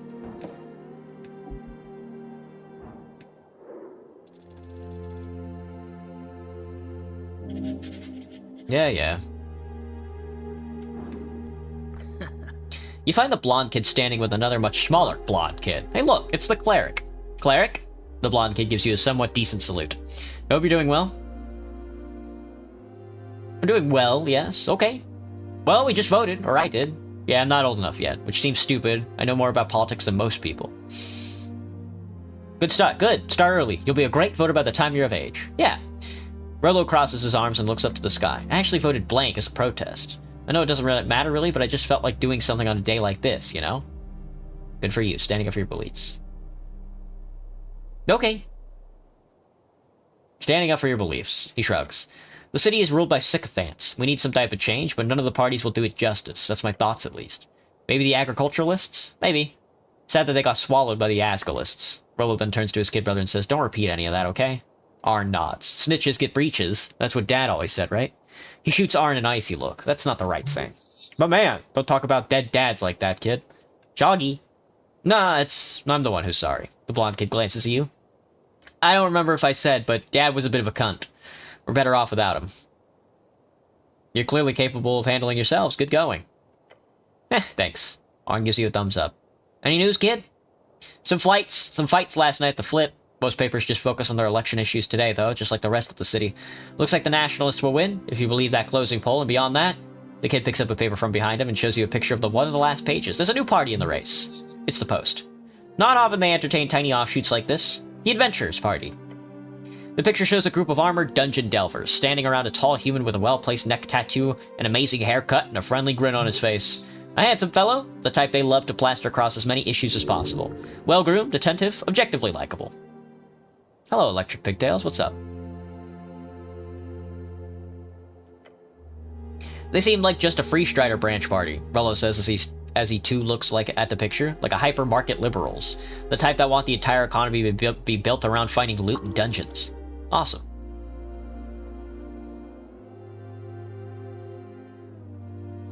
I hate this guy already. I guess so. Schnell laughs after taking a glance across the article. What kind of ass-kissing article is this? Did he charm the entire post faculty? That's my working theory, yeah. Either way, the blonde kid gives you a stern look. I hope you have a great election day, cleric. Yeah, there's a ton of stuff going on. Really fun. Don't get into trouble, boys. Hey, who bought the helmet? What the fuck? Ah, the Klitcha. I ain't reading all that. Primordial. She's greeting you and talking about being occupied. Oh, you're not having a stroke, don't worry. Stare at her. She taps her hands together with a sigh. Wait a few seconds. She waves her hand. Yes, yes. Now? Yeah. Great. Sorry, tongues must have ran out. Great to see you again. My big spender of a customer. Thanks to you, my supply is entirely dry now. The last wares went to some election enjoyers here. How much did you spend? I spent that much? You did! She bows her head to the ground. Thank you very much for your patronage, my dear warrior. Enjoy your time in Norvik. I don't remember spending that much. Oh, we are not getting out there. Oh, Fish Dad. Small business owner Fish Dad. 17 wisdom is crazy.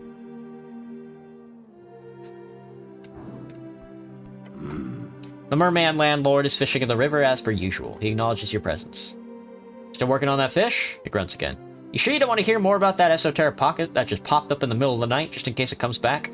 No, cleric. I wish to keep my mind off esoteric things and events, if you please. Alright, be boring then. Man with focus. You could be like him one day, all stoically cold and steely. What a life. Run and leave. What a life. What a life that would be, huh?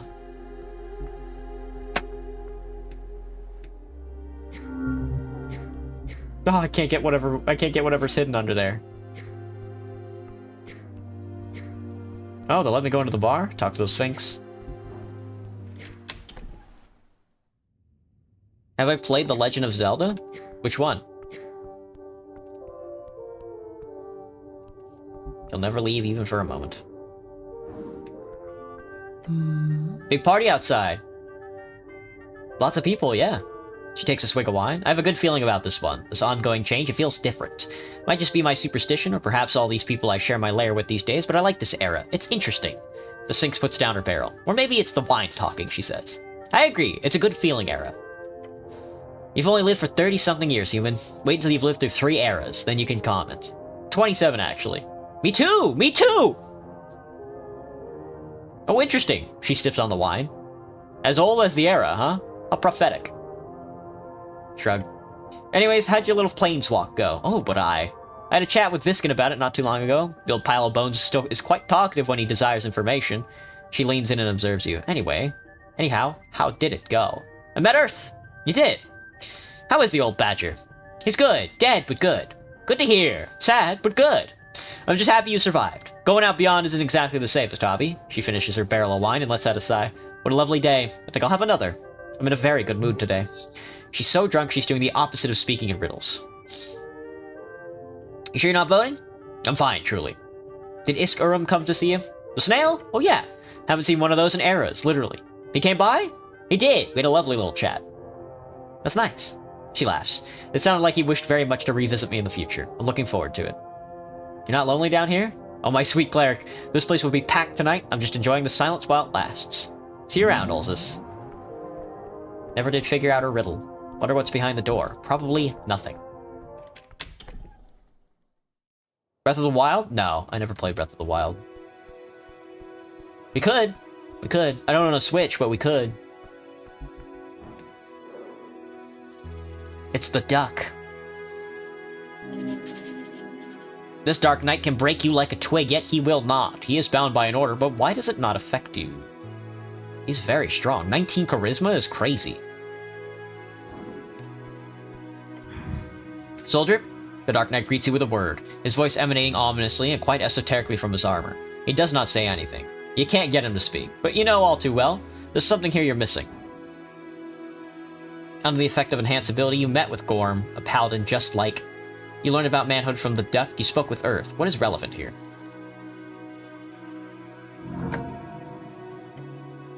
Wait, what? By the gods, look at his armor, his axe, the way he speaks. He's a paladin. One rotten rage and darkness. Resurrected by Viskin, yeah. A shade of an old icon. And you know which. Oh god, it's... Yup. That's fucking Borgo Darrow. The one and only. His corpse must have been stolen by the foul pale man. You're Borgo Darrow. No response. You're the first paladin of Earth.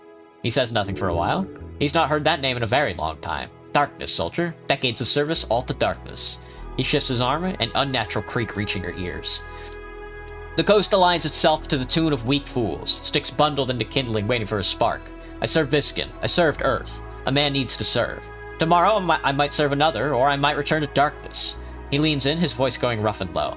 I'm a shade, soldier. I exist to serve and vanquish. You serve Viskin. The necromancer animated me. I'm a shade of his making. What do you remember of Earth? He was a man. He brought great things to the lives of men. I served him well. Right, cool. I actually spoke with Earth a while ago. He snaps his head in your direction. Oh, shit. Speak, soldier. I met him in the beyond. He's dead, but his spirit remains. Earth is... Tell me, what does he speak of? He knows Norvik faces enemies on all sides, free striders, corrupt magisters, foreign threats, and he still wants us to face the risk of democracy.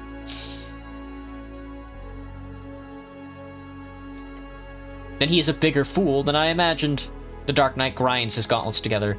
When I learned he faded, I did not mourn, for he led the city into ruin. Earth was a fool, Earth was meek, that's why he failed. He's watching us, Lord Darrow, always. He is silent for a bit, ominous. Leave me, soldier. The time will come soon. His voice turns into a whisper, a wind beyond the wind. The reckoning at last. He speaks like a slogan machine. Hey, Henry. Good night, Electric. Finishing the game today? I hope so. We'll have to talk to everybody first. I can't believe I rolled a 0 on Hanlon, dude. Oh my god, dude. Undead, level 15, Demi-Lich, 1 strength. 20 charisma goes crazy. A Demi-Lich. An insane Demi-Lich, his mind having shattered many decades ago. However, his behavior, along with the simple fact that he exists down here in a relatively stable condition, suggests his madness was either not entirely set in, or that he is being shepherded. Perhaps by the Pale Man? You understand how to please him. His ego is almost as big as his physical body is tiny, and he craves the feeling of superiority. In effect, he's a fairly good teacher, if he can stand the belittlement. You spot a familiar skull perched on the crumbling edge of the ancient snail tower overlooking the river. He's completely still, like an ornament of particularly morose garden decorator. Cleric! The skull spins to face you, gems twinkling. Come, sit with me. He gestures with nothing. He seems to think he's gesturing. Sit next to the skull. Ah! Sometimes a man needs to stretch his legs, get some fresh air in his lungs.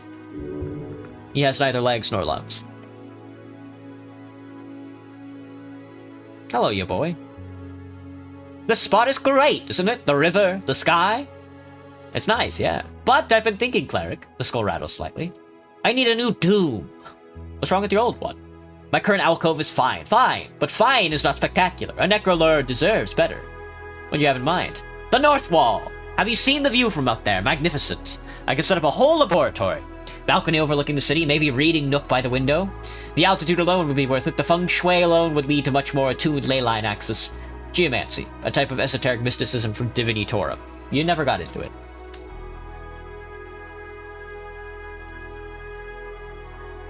How'd you get out of the crypt?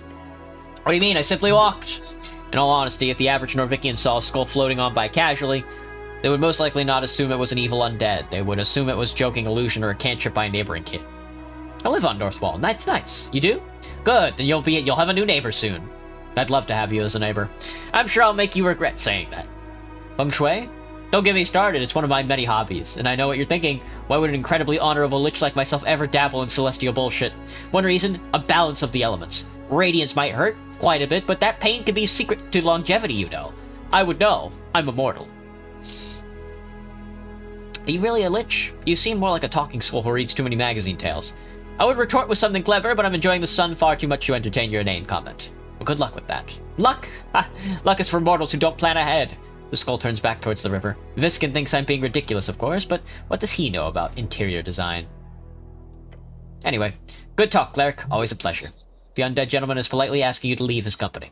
If you need me, I'll be here. You will not. Everything you've learned from this mad demi-lich has already been extracted. See you around, Bonneville. Is it really okay for an undead creature like this to just hang out in the sun? A zombie or a ghoul might be affected in serious ways, but a demi-lich is no vampire. They have no hypersensitivity to sun and or regular light. Clearly old Bondival here doesn't even have any regular sensitivities. Viskin, they put up some fucking alcohol outside your place, bud. What happened? Hello, Ost. Good to see you out and about. Lawful evil. There's something deeper in his connection to his master. This kobold holds the Pale Man as the highest possible value, literally his personal god.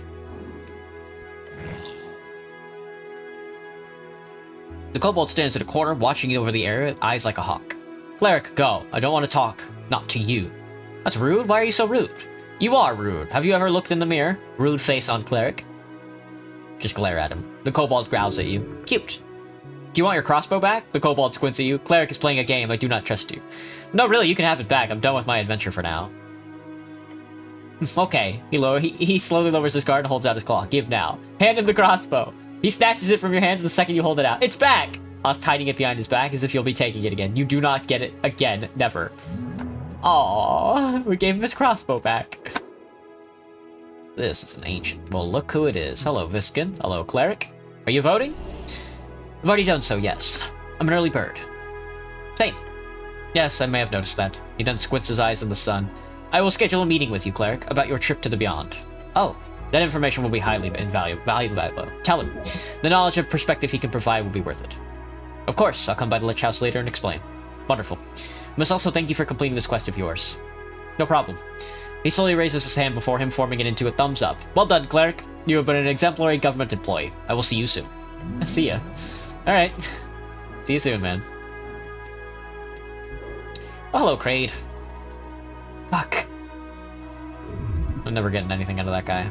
Crocolisk moment. You approach the crocodile man. A deep growl comes straight from his stomach. The sound causes you to shiver.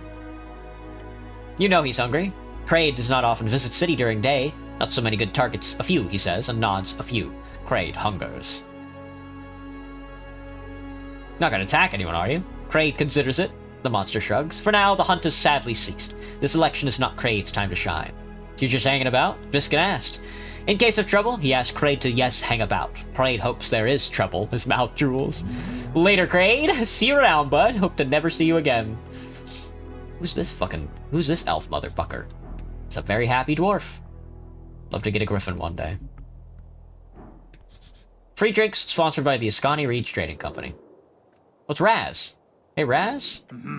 Human? Goblin?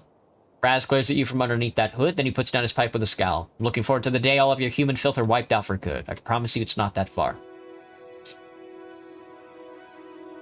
Why are you so mean? I'm just saying that everyone's thinking. Nobody likes humans. You should all die. Your opinion is valid. Great discourse. Your companion laughs at your comment. Raz looks away and grumbles to his head. I think he's upset, Chanel. Yeah, us goblins are so sensitive, you know. Hello, Matilda. Fuck you. Fuck you. Discourse! Inane. Should leave him be.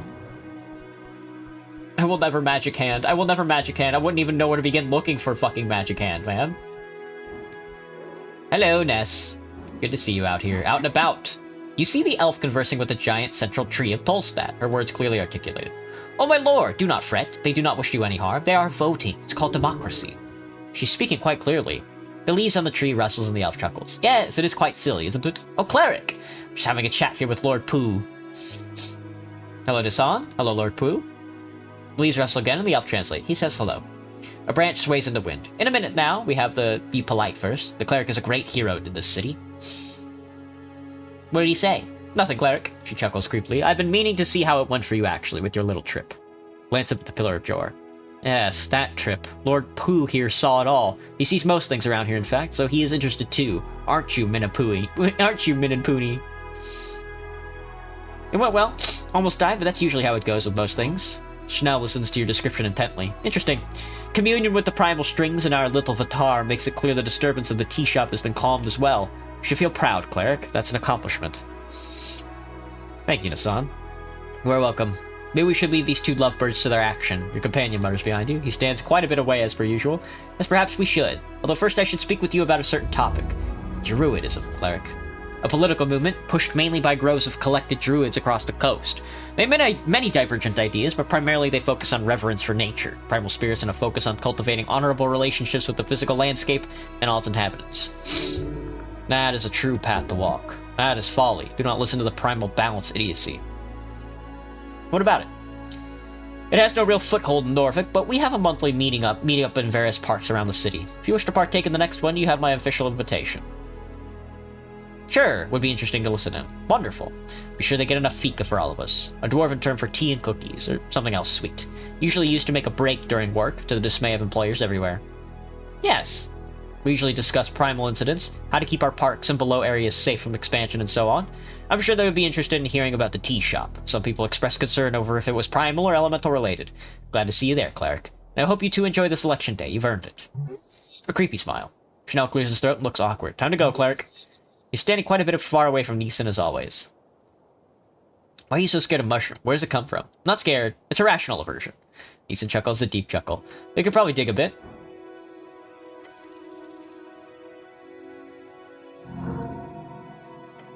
Just push for it. He'll break.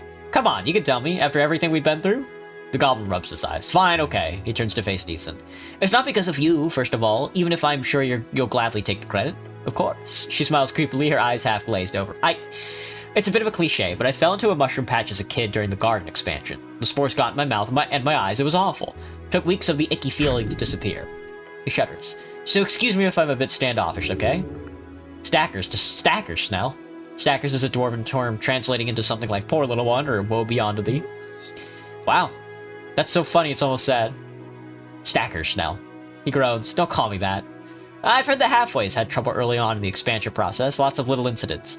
I can promise you mushrooms are not so bad as they seem. If handled properly and not used to trap little goblin children, they are quite lovely fungi.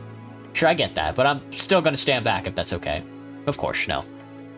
Just let me know if you can change your mind later. I'm always available for a hug. He looks extremely uncomfortable. Nice. Stackers, Schnell. Tell Lord Pooh thank you for the cash. Some good stuff in there. The trees rustle. He understands you and he tells you, Pooh, you can't say that. She slaps the trunk. Bet she does. I apologize on his behalf. That's okay. I got the loot. That's all that matters. Of course. She leans in and whispers to you, I will calm him down. Sorry about this. I gotta ask, like, really, what is your relationship with that tree? Fine. I'll admit it. I might be stringing him along a bit. No. Yes, nothing I'm too proud of, but some trees of the more virile variety tend to enjoy attention. Not the debaucherous kind, mind you. The kind of attention given by the heart. But if a 10-minute conversation a month gives an old tree his jitters, then who am I to deny him? That's cute, I think. Something like that, perhaps, yes? She gives you a wide grin. I'll leave it to you. I'll leave you to it.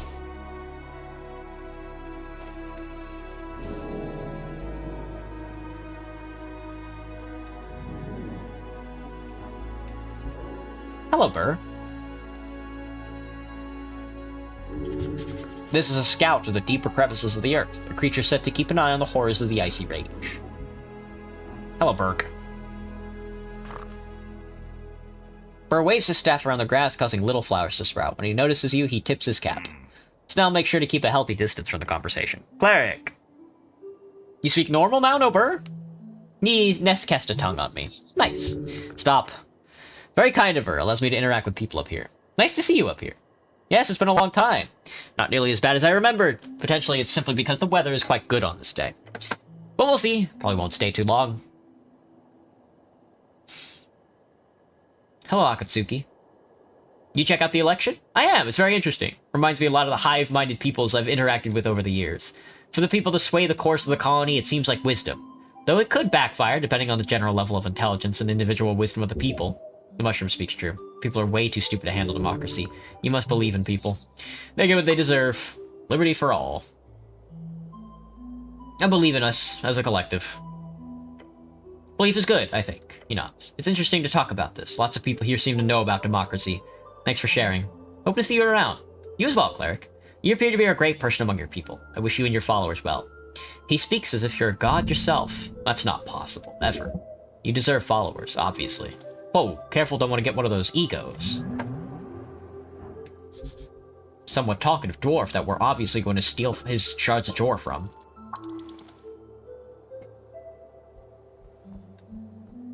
Wow, we're obviously going to steal his... nothing, bro.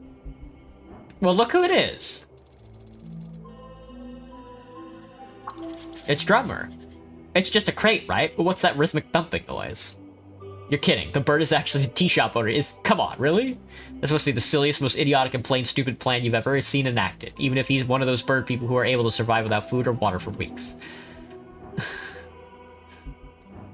Oh, have I gotta roll Schnell, I forgot. No. Nothing to it.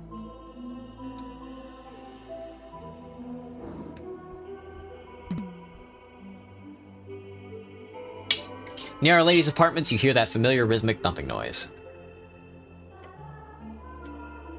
Cleric! Is that my voice? Sorry, it was the first thing I had. Right, well, don't please, that's creepy as hell. Still hanging around, huh? Of course I am. The bird stops his claws on the tiling. I grovel and beg for mercy. Now I'm all kinds of stuck with this shit. Ah! The bird strikes a dramatic pose. He appears well. Is that his true personality? He was way more ass-kissy last time.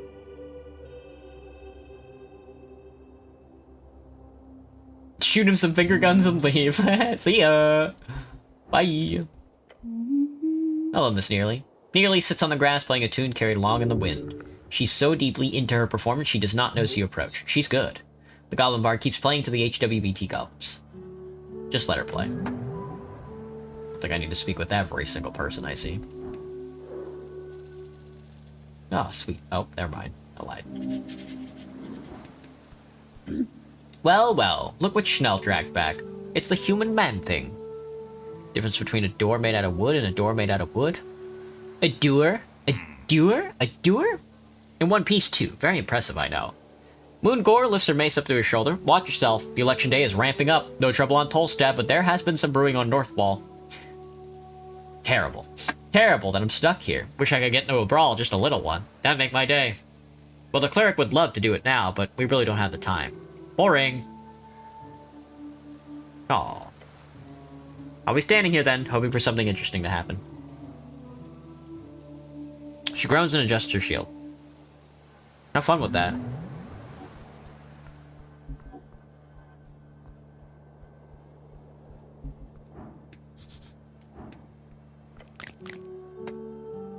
Look, Schnell, a crab! Watch out! Oh gods, cleric. Suddenly it leaps forward, snapping your gloved hand. Pull your hand back. You pulled your hand back instinctively. The crab misses its target and tumbles down. You watch as the crab dives into the river. You hear a light splash down. That was less dramatic than I expected. Oh no, I forgot to tell it what I was voting in the election. Don't worry, cleric, I'm sure it already knows. Probably does not care.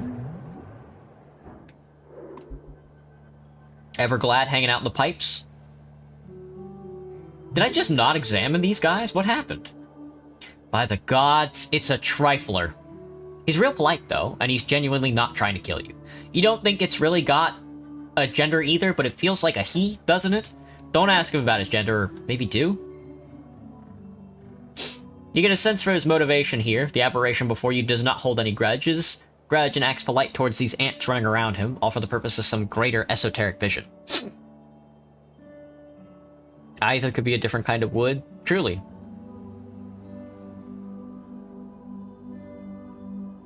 Fate cannot sway. Everglad seeks the end of the facade. Everglad seeks the beginning of another era. All for the sake of avoiding the phrase of doom. Psst. Sounds from the pipe. A rattling, a calling. Ah, Mr. Everglad. Everglad? You hear a deep chuckling below, echoing, ringing deep from below. Hello, Ran. God. Oh, gods. Are you in the pipe? Parts of me, always. You have many of things to handle on this joyful day. I will be quick. Tell me. Share your experience of the pools of my spawning, the beyond. What do you think of poor old Grom? Why didn't you say anything?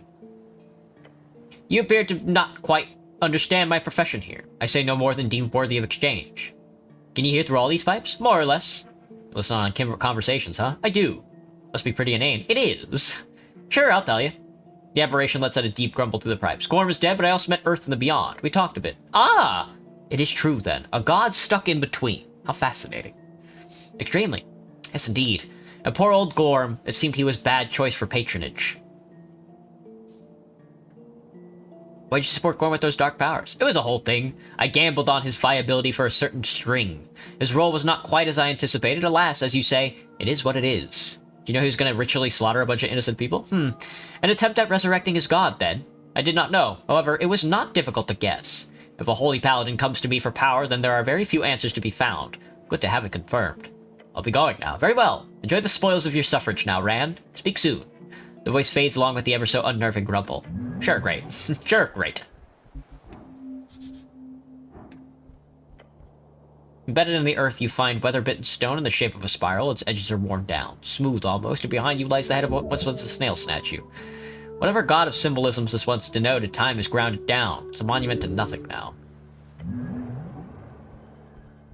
Sweet. Sweet day.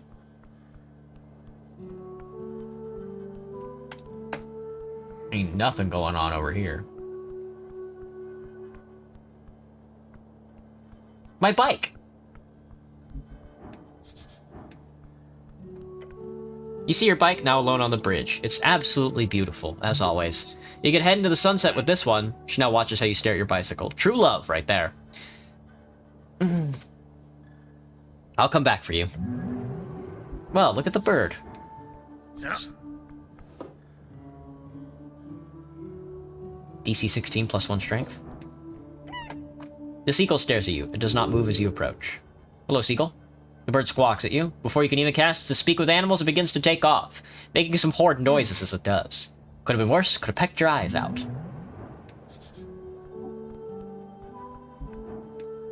Hello, Asgal. Ooh, got the 20 on you.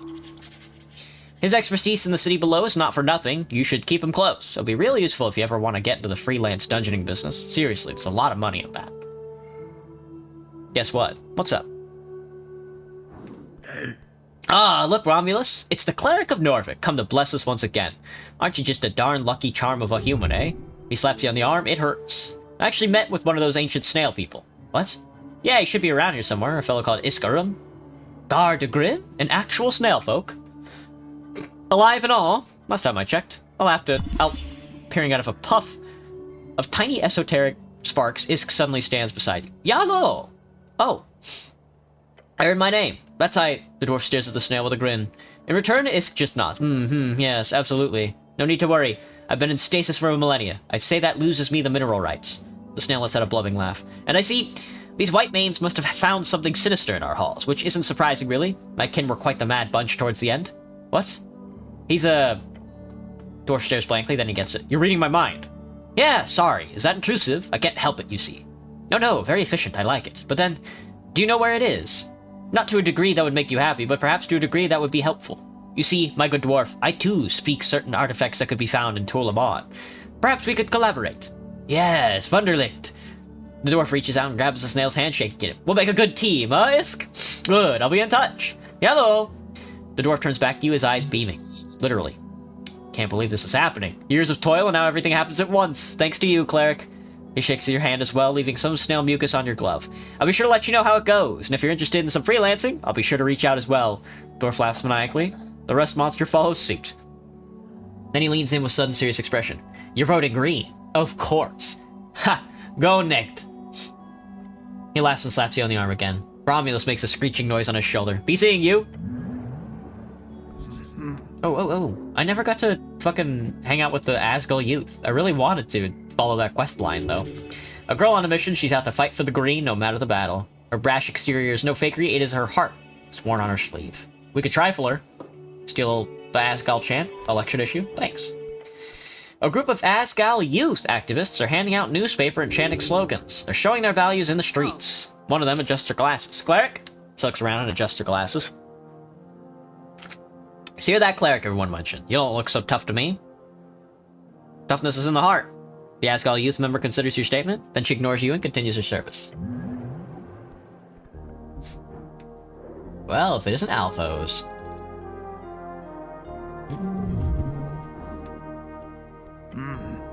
The dwarven foreman crosses his arms as you approach, lifting his eyes to meet your gaze. Foreman, one of the leading members of the Norvik Asgal Council. The NAC, sometimes called, this is the group of foremen, or four folk, guiding the Asgal movement in Norvik.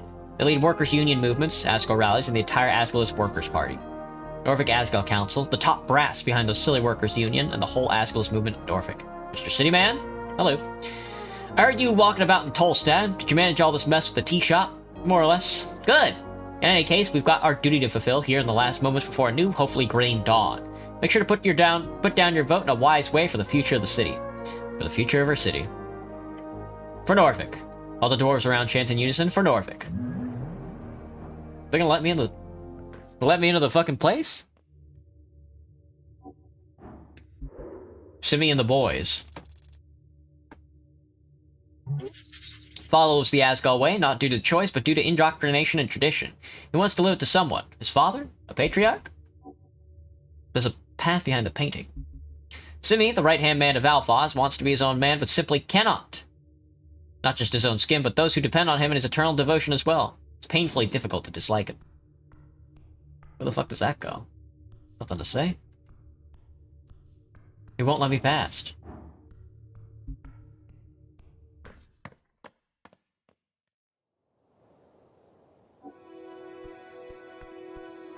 Alright, that's the center of town. That's all downtown in the center of town. Excellent. Let's go up.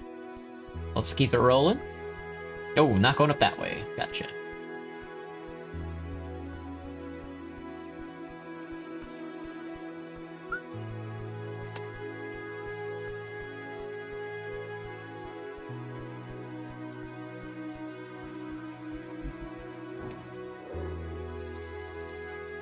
Oh my god, -1.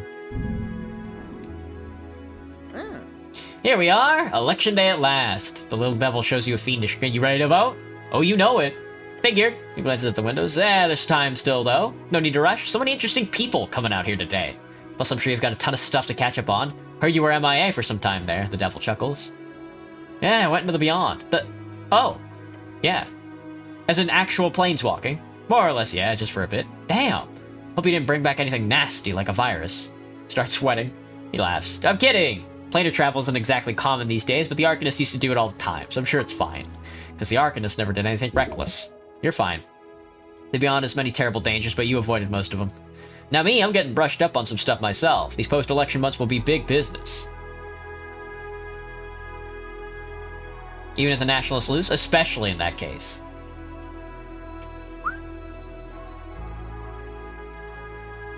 Flirted with every NPC in this entire playthrough. That's true.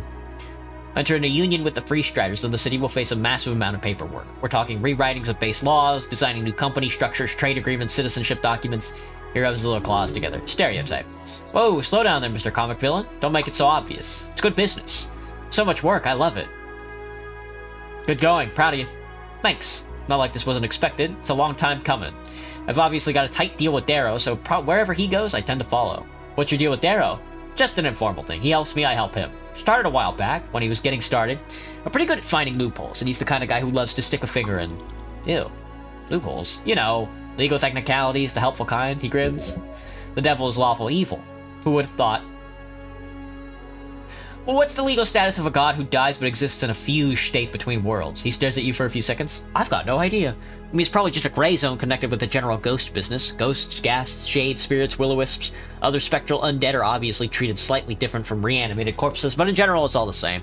They're illegal. Even a dead god would have to get exorcised in that case, but I imagine if Earth spooked up the place, you'd get a slightly different reaction. Weird question though, why'd you ask? Well, I met him. Sure you did. He's stuck in the beyond.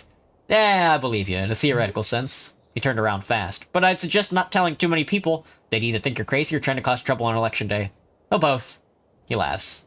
Hope you have a lovely election day. You too, cleric. Think carefully and then vote. You can make all the difference in the world. His eyes gleamed with sarcasm. Oh, Appledent. Cleric! He sniffs a few times and gives a half-enthusiastic wave.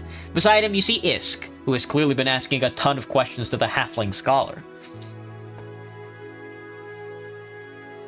So you met Iskarum? I have. Heard you had a hand in letting him out of stasis. Extremely fucking interesting. Thank you for the kind description, my good halfling. You are fucking interesting as well. Awesome. My two favorite local wise men meeting up. As well as your favorite devil. You hear Braxo call it from the other side of the tea shop. My favorite little red guy. I'm coming around to that name. His cackle echoes up the city slope, then he returns to his paper. What are you guys talking about? Appledent here is catching me up on your civilization's current level of research. It is fascinating to hear about the various branches you've gone in. In some ways, you are not that far away from our level, though. You have gone in wildly different directions when it comes to examining sentience. I'm writing all of this down, just so you know. And I'll gladly get as much research content from you as possible, if you have anything of you with you mentally or physically. Yes, that can gladly be arranged once I get my laboratory in order. Birds of a feather. Idiom. Hit him back. Peas in a pod. The goblin gives you a look. He's ready. Two sides of the same coin. Great minds think alike. March into the same drum. Thick as thieves. His expression now says, you know that one, damn. Pots from the same clay. Cut from. His eyes widen. The same cloth. He raises his hands. You win. Thank you, thank you. Schnurr and Iscapirdo stop paying any attention to you and return to debating something esoteric. I'll leave you two to it. Good to see you.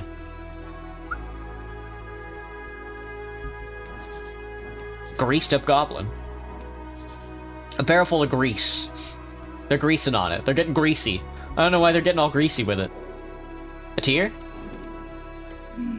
As you approach the angel, she turns to face you in the air, her glorious, radiant aura enveloping your soul. Schnell gives her a nod. I'll be over there if you need me. Then he scurries away. A tear turns her face, facing your general direction. The crowds are filling the streets. Voices cast for the future. Among all mortal behavior, it is this I treasure the most. Your incessant need to be heard. Hello, Atir. She stares at you with her many, many eyes. Mortals are certainly interesting creatures.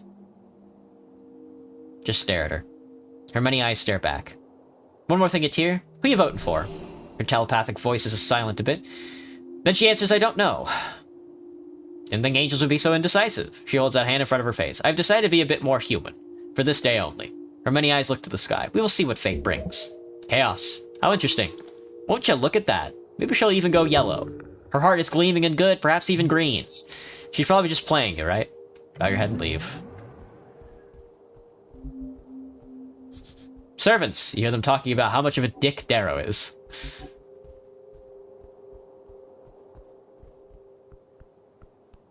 Alright, folks. It's time to vote.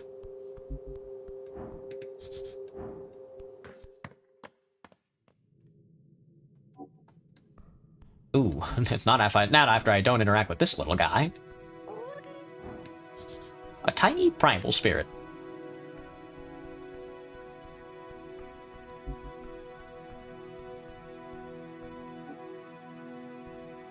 So I can or I can't interact with this guy? There's a secret. Secret in that wall. He's first in line. A few people remain in the queue, though most are finished done with this charade. It's getting late. Your companion looks around the chamber, the faint yellow light filling in every corner. Maybe time to cast your vote, eh? He's gonna miss this. The goblin is very much okay going through a few more conversations with random people before you do the deed. A challenge for any mortal, but not for you.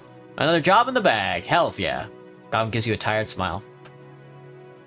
Yeah, I've talked to enough people. Let's wait in line. Well, that's it then. A bit of a wait and then it's done. Quest complete. Bet you're real happy about that, you adventure junkie. Schnell grabs one of the fence poles nearby, leaning his body weight on it. How you holding up, by the way? We've been moving constantly every waking hour for a long time now. To just stand like this, like Jesus, I feel like I'm getting feeble-minded. Still a bit of a shock, I think. Schnell rubs his bloodshot eyes. You could always talk to the press. The press? Yeah, like get this all down on print. That's a great idea. People will love you. I got a friend of the Post who'd love to write about all this. Lumir Kalachov. She's this crazy lizard woman. I think you'd like her. Big name reporter for the Post. She writes articles about all kinds of esoteric bullshit. Is able to turn anything into a compelling story. Hey, you've read her work. You have indeed. She's a hack fraud. Not sure how much you're able to say without getting in trouble with your bosses, of course. She's got friends everywhere, it seems. Is this line of work? I never seem to make acquaintances, only enemies or friends. He shakes his head. Could be fun, maybe. Something to think about. But that's for tomorrow, or next week, or next month. Who knows how the city will look by then. You'll be lost in the aftermath. Will Lady Sageleaf be okay? Yeah. Don't worry about her. I've helped build one hell of an institution here. It'll make it through, no matter who's running the show. The HWBT will survive, I'm sure of that. Whatever you do, do not equate them to the cockroaches, unless you hit the timing just right, in which case, go for it. Time will tell. It sure will. The goblin grins. Now you, on the other hand. What about me? Well, what's your plan? You'll be the most powerful spellcaster on the coast. In time, of course. You'll be everyone's favorite person. Schnell gives you a moment to think. He's actually interested. Yeah, I'm still thinking about it. He shrugs. Thanks again for telling Darrow to shove it. That was great to see. I did? What? You know, when he told you to dismiss me? That was cool. Really didn't expect it. As you keep talking, the chamber appears to grow ever thinner in folk. You only have a few more minutes left before it's time. But before you head up, ask him who he's voting for. That'll help you figure him out for real. You know, I gotta ask about your political opinions, the goblin sighs. Yeah? Hit me. What you voting for the election, citizen? That's private. Oh, who wants to have a piece of it to himself? Understandable. You know I had to ask. I did expect, yeah, but he lets out a hearty scoff. I'll tell you this much, though. It won't be for the Free Striders. Good choice. I'm not sure how healthy an anti-stance really is, but I'm sure they'll win in the end anyhow. They always seem to do just that. You're green, I suppose? Precisely.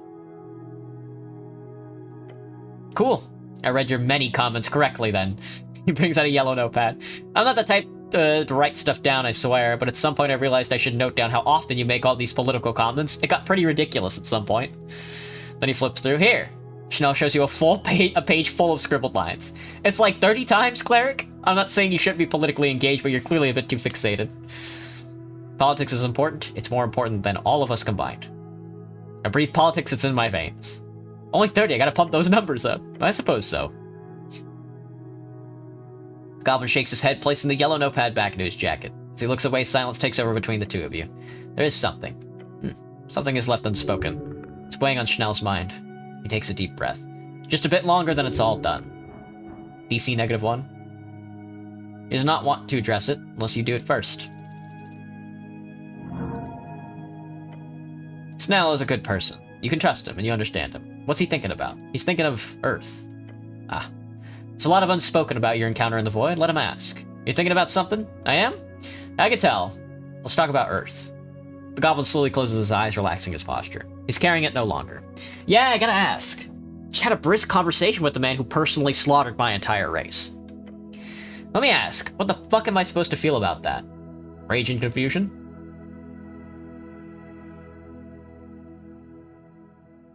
I don't know, Snell. I'm not a goblin. You made your opinions very clear to his face, which is impressive, by the way. I figured I'm the only goblin alive who's actually going to get a chance to rage on the guy. Be ashamed to let the chance slip, but his brow furrows into scrunching mess as he adjusts his jacket. A tick. I don't know. Part of me hates that he got to meet me at all. How do you mean? I should have shot him with a sling for what he's done, but something about that look in his eyes. I wouldn't expect that look in the eyes of someone with that kind of power, who had that kind of power. That he knew from the start that it was all just a gamble. I don't know how to even process that. And that's how all these gods went about it, following divine visions of whichever die roll had the greatest chance of success. It's insane.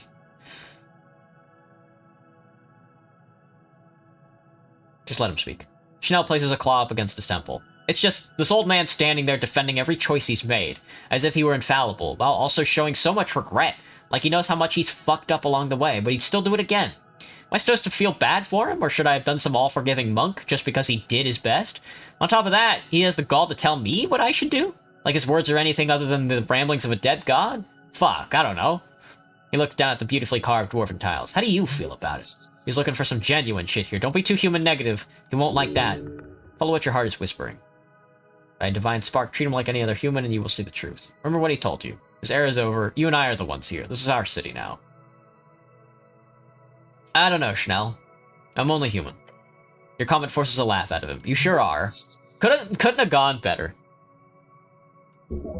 His tiny mind catches up quicker than you anticipated. In time, he will understand it. He might seek more knowledge from you then. I did it!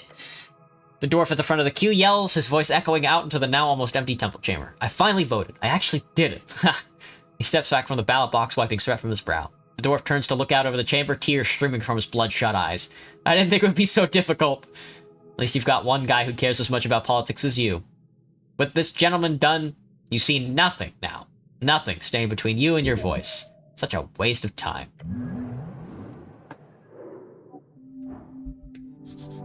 That's the end. It's time to vote. You approach the ballot box. It's slit. A canyon of possibilities. You should really try to find a girlfriend. Why? Time to cast this damn vote. The guy next to you drops in his own voting card. As he too leaves the chamber, only you and Schnell remain. Oh, No, the game crashed. Fuck! I hope it auto-saved. Oh, fuck, thank God. Oh, God, dude. If you bake your bread in a tray over an oven, are you frying or still cooking? A tray over an oven? What do you mean over an oven? Like on a range? Speaking of which, here. Hello, Leon. From his breast pocket, the goblin shows you a freshly printed voting card, without any of the boxes filled in. Snagged one of them on the way in. You'll need it after the ballsy move downstairs. Alright, the living library. Yeah, sorry again about that. That was almost entirely on me. Hold up the voting card. We're even now. Sounds good to me. You see the Norvikian stamp in the corner. The perch. It is official. The printing is a bit different from the card you received in the mail last week. Seems like the goblins must have ordered a new batch. Thanks. I'll mention it. He holds up another card looking just as fresh. I had just snagged an extra when I took one myself. Unceremoniously, Snell dropped his own voting card in the box. Huh? Done. He did it? Just like that? What, just like that? What do you want? A fucking ritual? Song and dance? It's in the box. That's what matters. He's known for a long time what to put in the box. Good on you for voting, Schnell. Yeah, I wasn't gonna nod after all this. Anyhow, Schnell steps aside. Your turn, cleric. The ballot box looms. Its shadow, ominous, emanating an uncertain future. Turning to leave, he instead looks back with a scrunched expression. Just gotta ask one more thing. The prayer. What?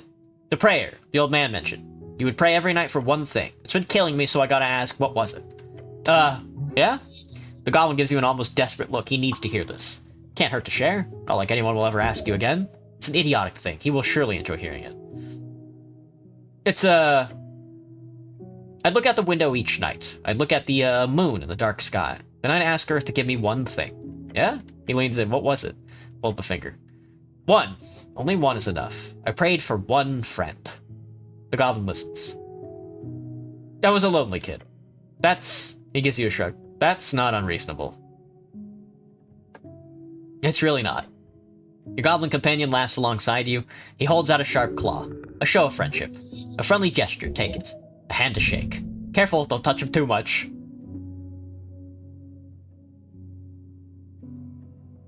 Shake it firmly.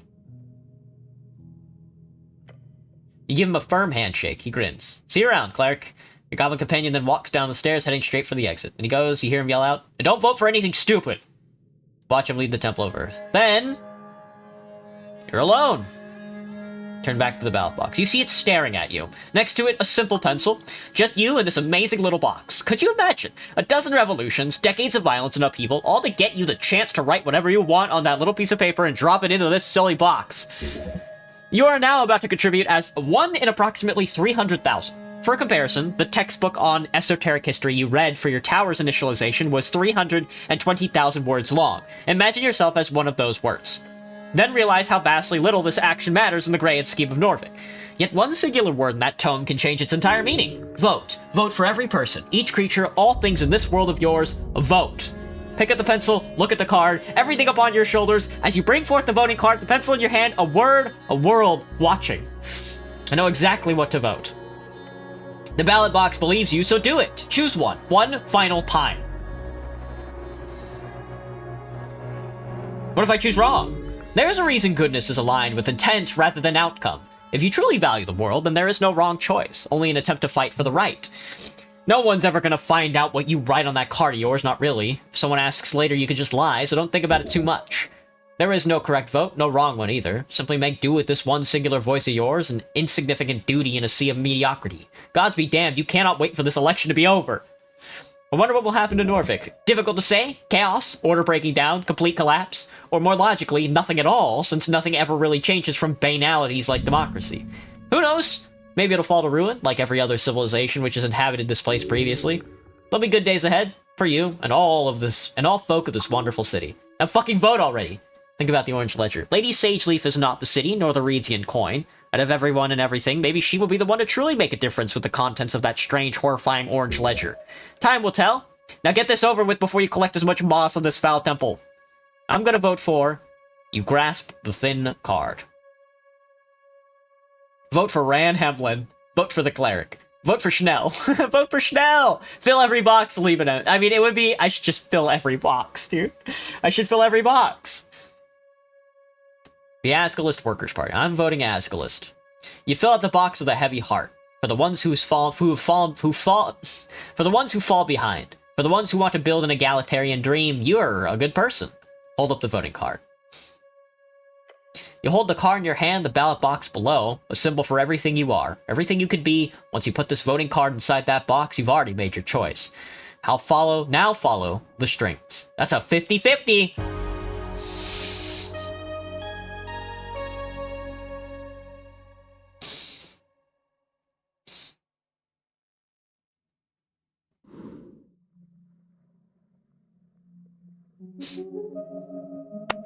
Yay! Yay!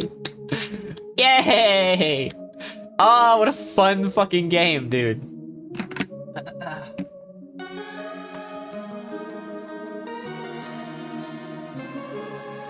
Burning you?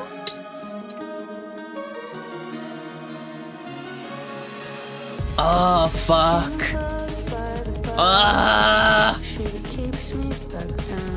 Skip the credits. I can't read that. It's been an honor to DM for you over the course of this adventure. Your cleric has been incredibly interesting to watch.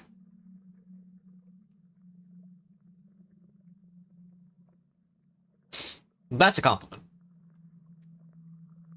Ah, and don't forget about your new buddy, Isk. He will have to seek out terrifyingly powerful magic in order to bring back his dear wife. You think he can do it? Maybe I'll have to help him out. I don't know if Isk can find his dead wife. When it comes to Meek, you've obviously got a familiar for life. It's true. Our little dude? Our little necklace dude? Though you better keep an eye out. That old master of his is definitely still around. Maybe you'll even get to have a chat with him at some point.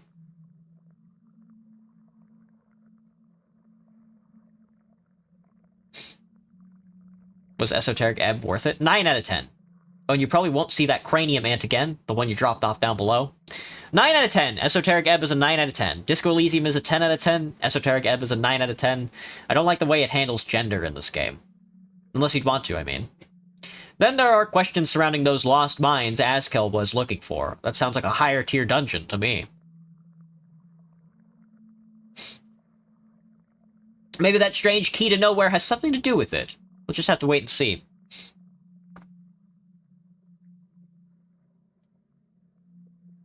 Ultimately, though, I am most intrigued by your encounter with Earth. For Schnell, it was a meeting with the horrors of the past. For the cleric, it must have made a lasting impression. One that will shape this future and the era to come. Speaking of which, with the election done, I feel like this campaign needs a time skip. A couple of months? Years? Norvik is heading into tumultuous times, but your Asgal cleric will surely find purpose in the cause. Very good. I can't wait to see what you do next, Christopher Beauregard.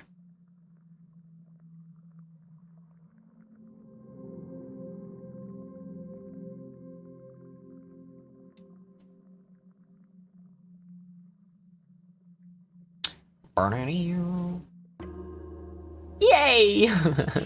That's it, folks. That's it. Oh, God in heaven. What a game, dude. What a game. Yeah, that was Esoteric Ebb, everybody. That's going on the list for next time, after our next Disco Elysium run. Fuck, that was good. Our next Esoteric Ebb run, though, is going to be all-consuming. We're going to go full constitution and full strength. And maybe nothing else. Who knows? Definitely no wisdom. Definitely no charisma. Probably a little dex and constitution. And probably a little dex and intelligence just to keep the game light, you know? Just to keep the game flowing. With that being said, though, I am going to take off. I posted the schedule, but I haven't looked at it. I think we're starting Undertale. We are starting Undertale. We're starting Undertale because my coworker started playing Disco Elysium, so... A life for a life, as they say. Misery sounds like fun, yeah. with that being said, I will see everybody tomorrow. Have a good night. I guess the ebb is gone now. Keep it esoteric, everybody. Have a good night. Bye-bye. Johnny.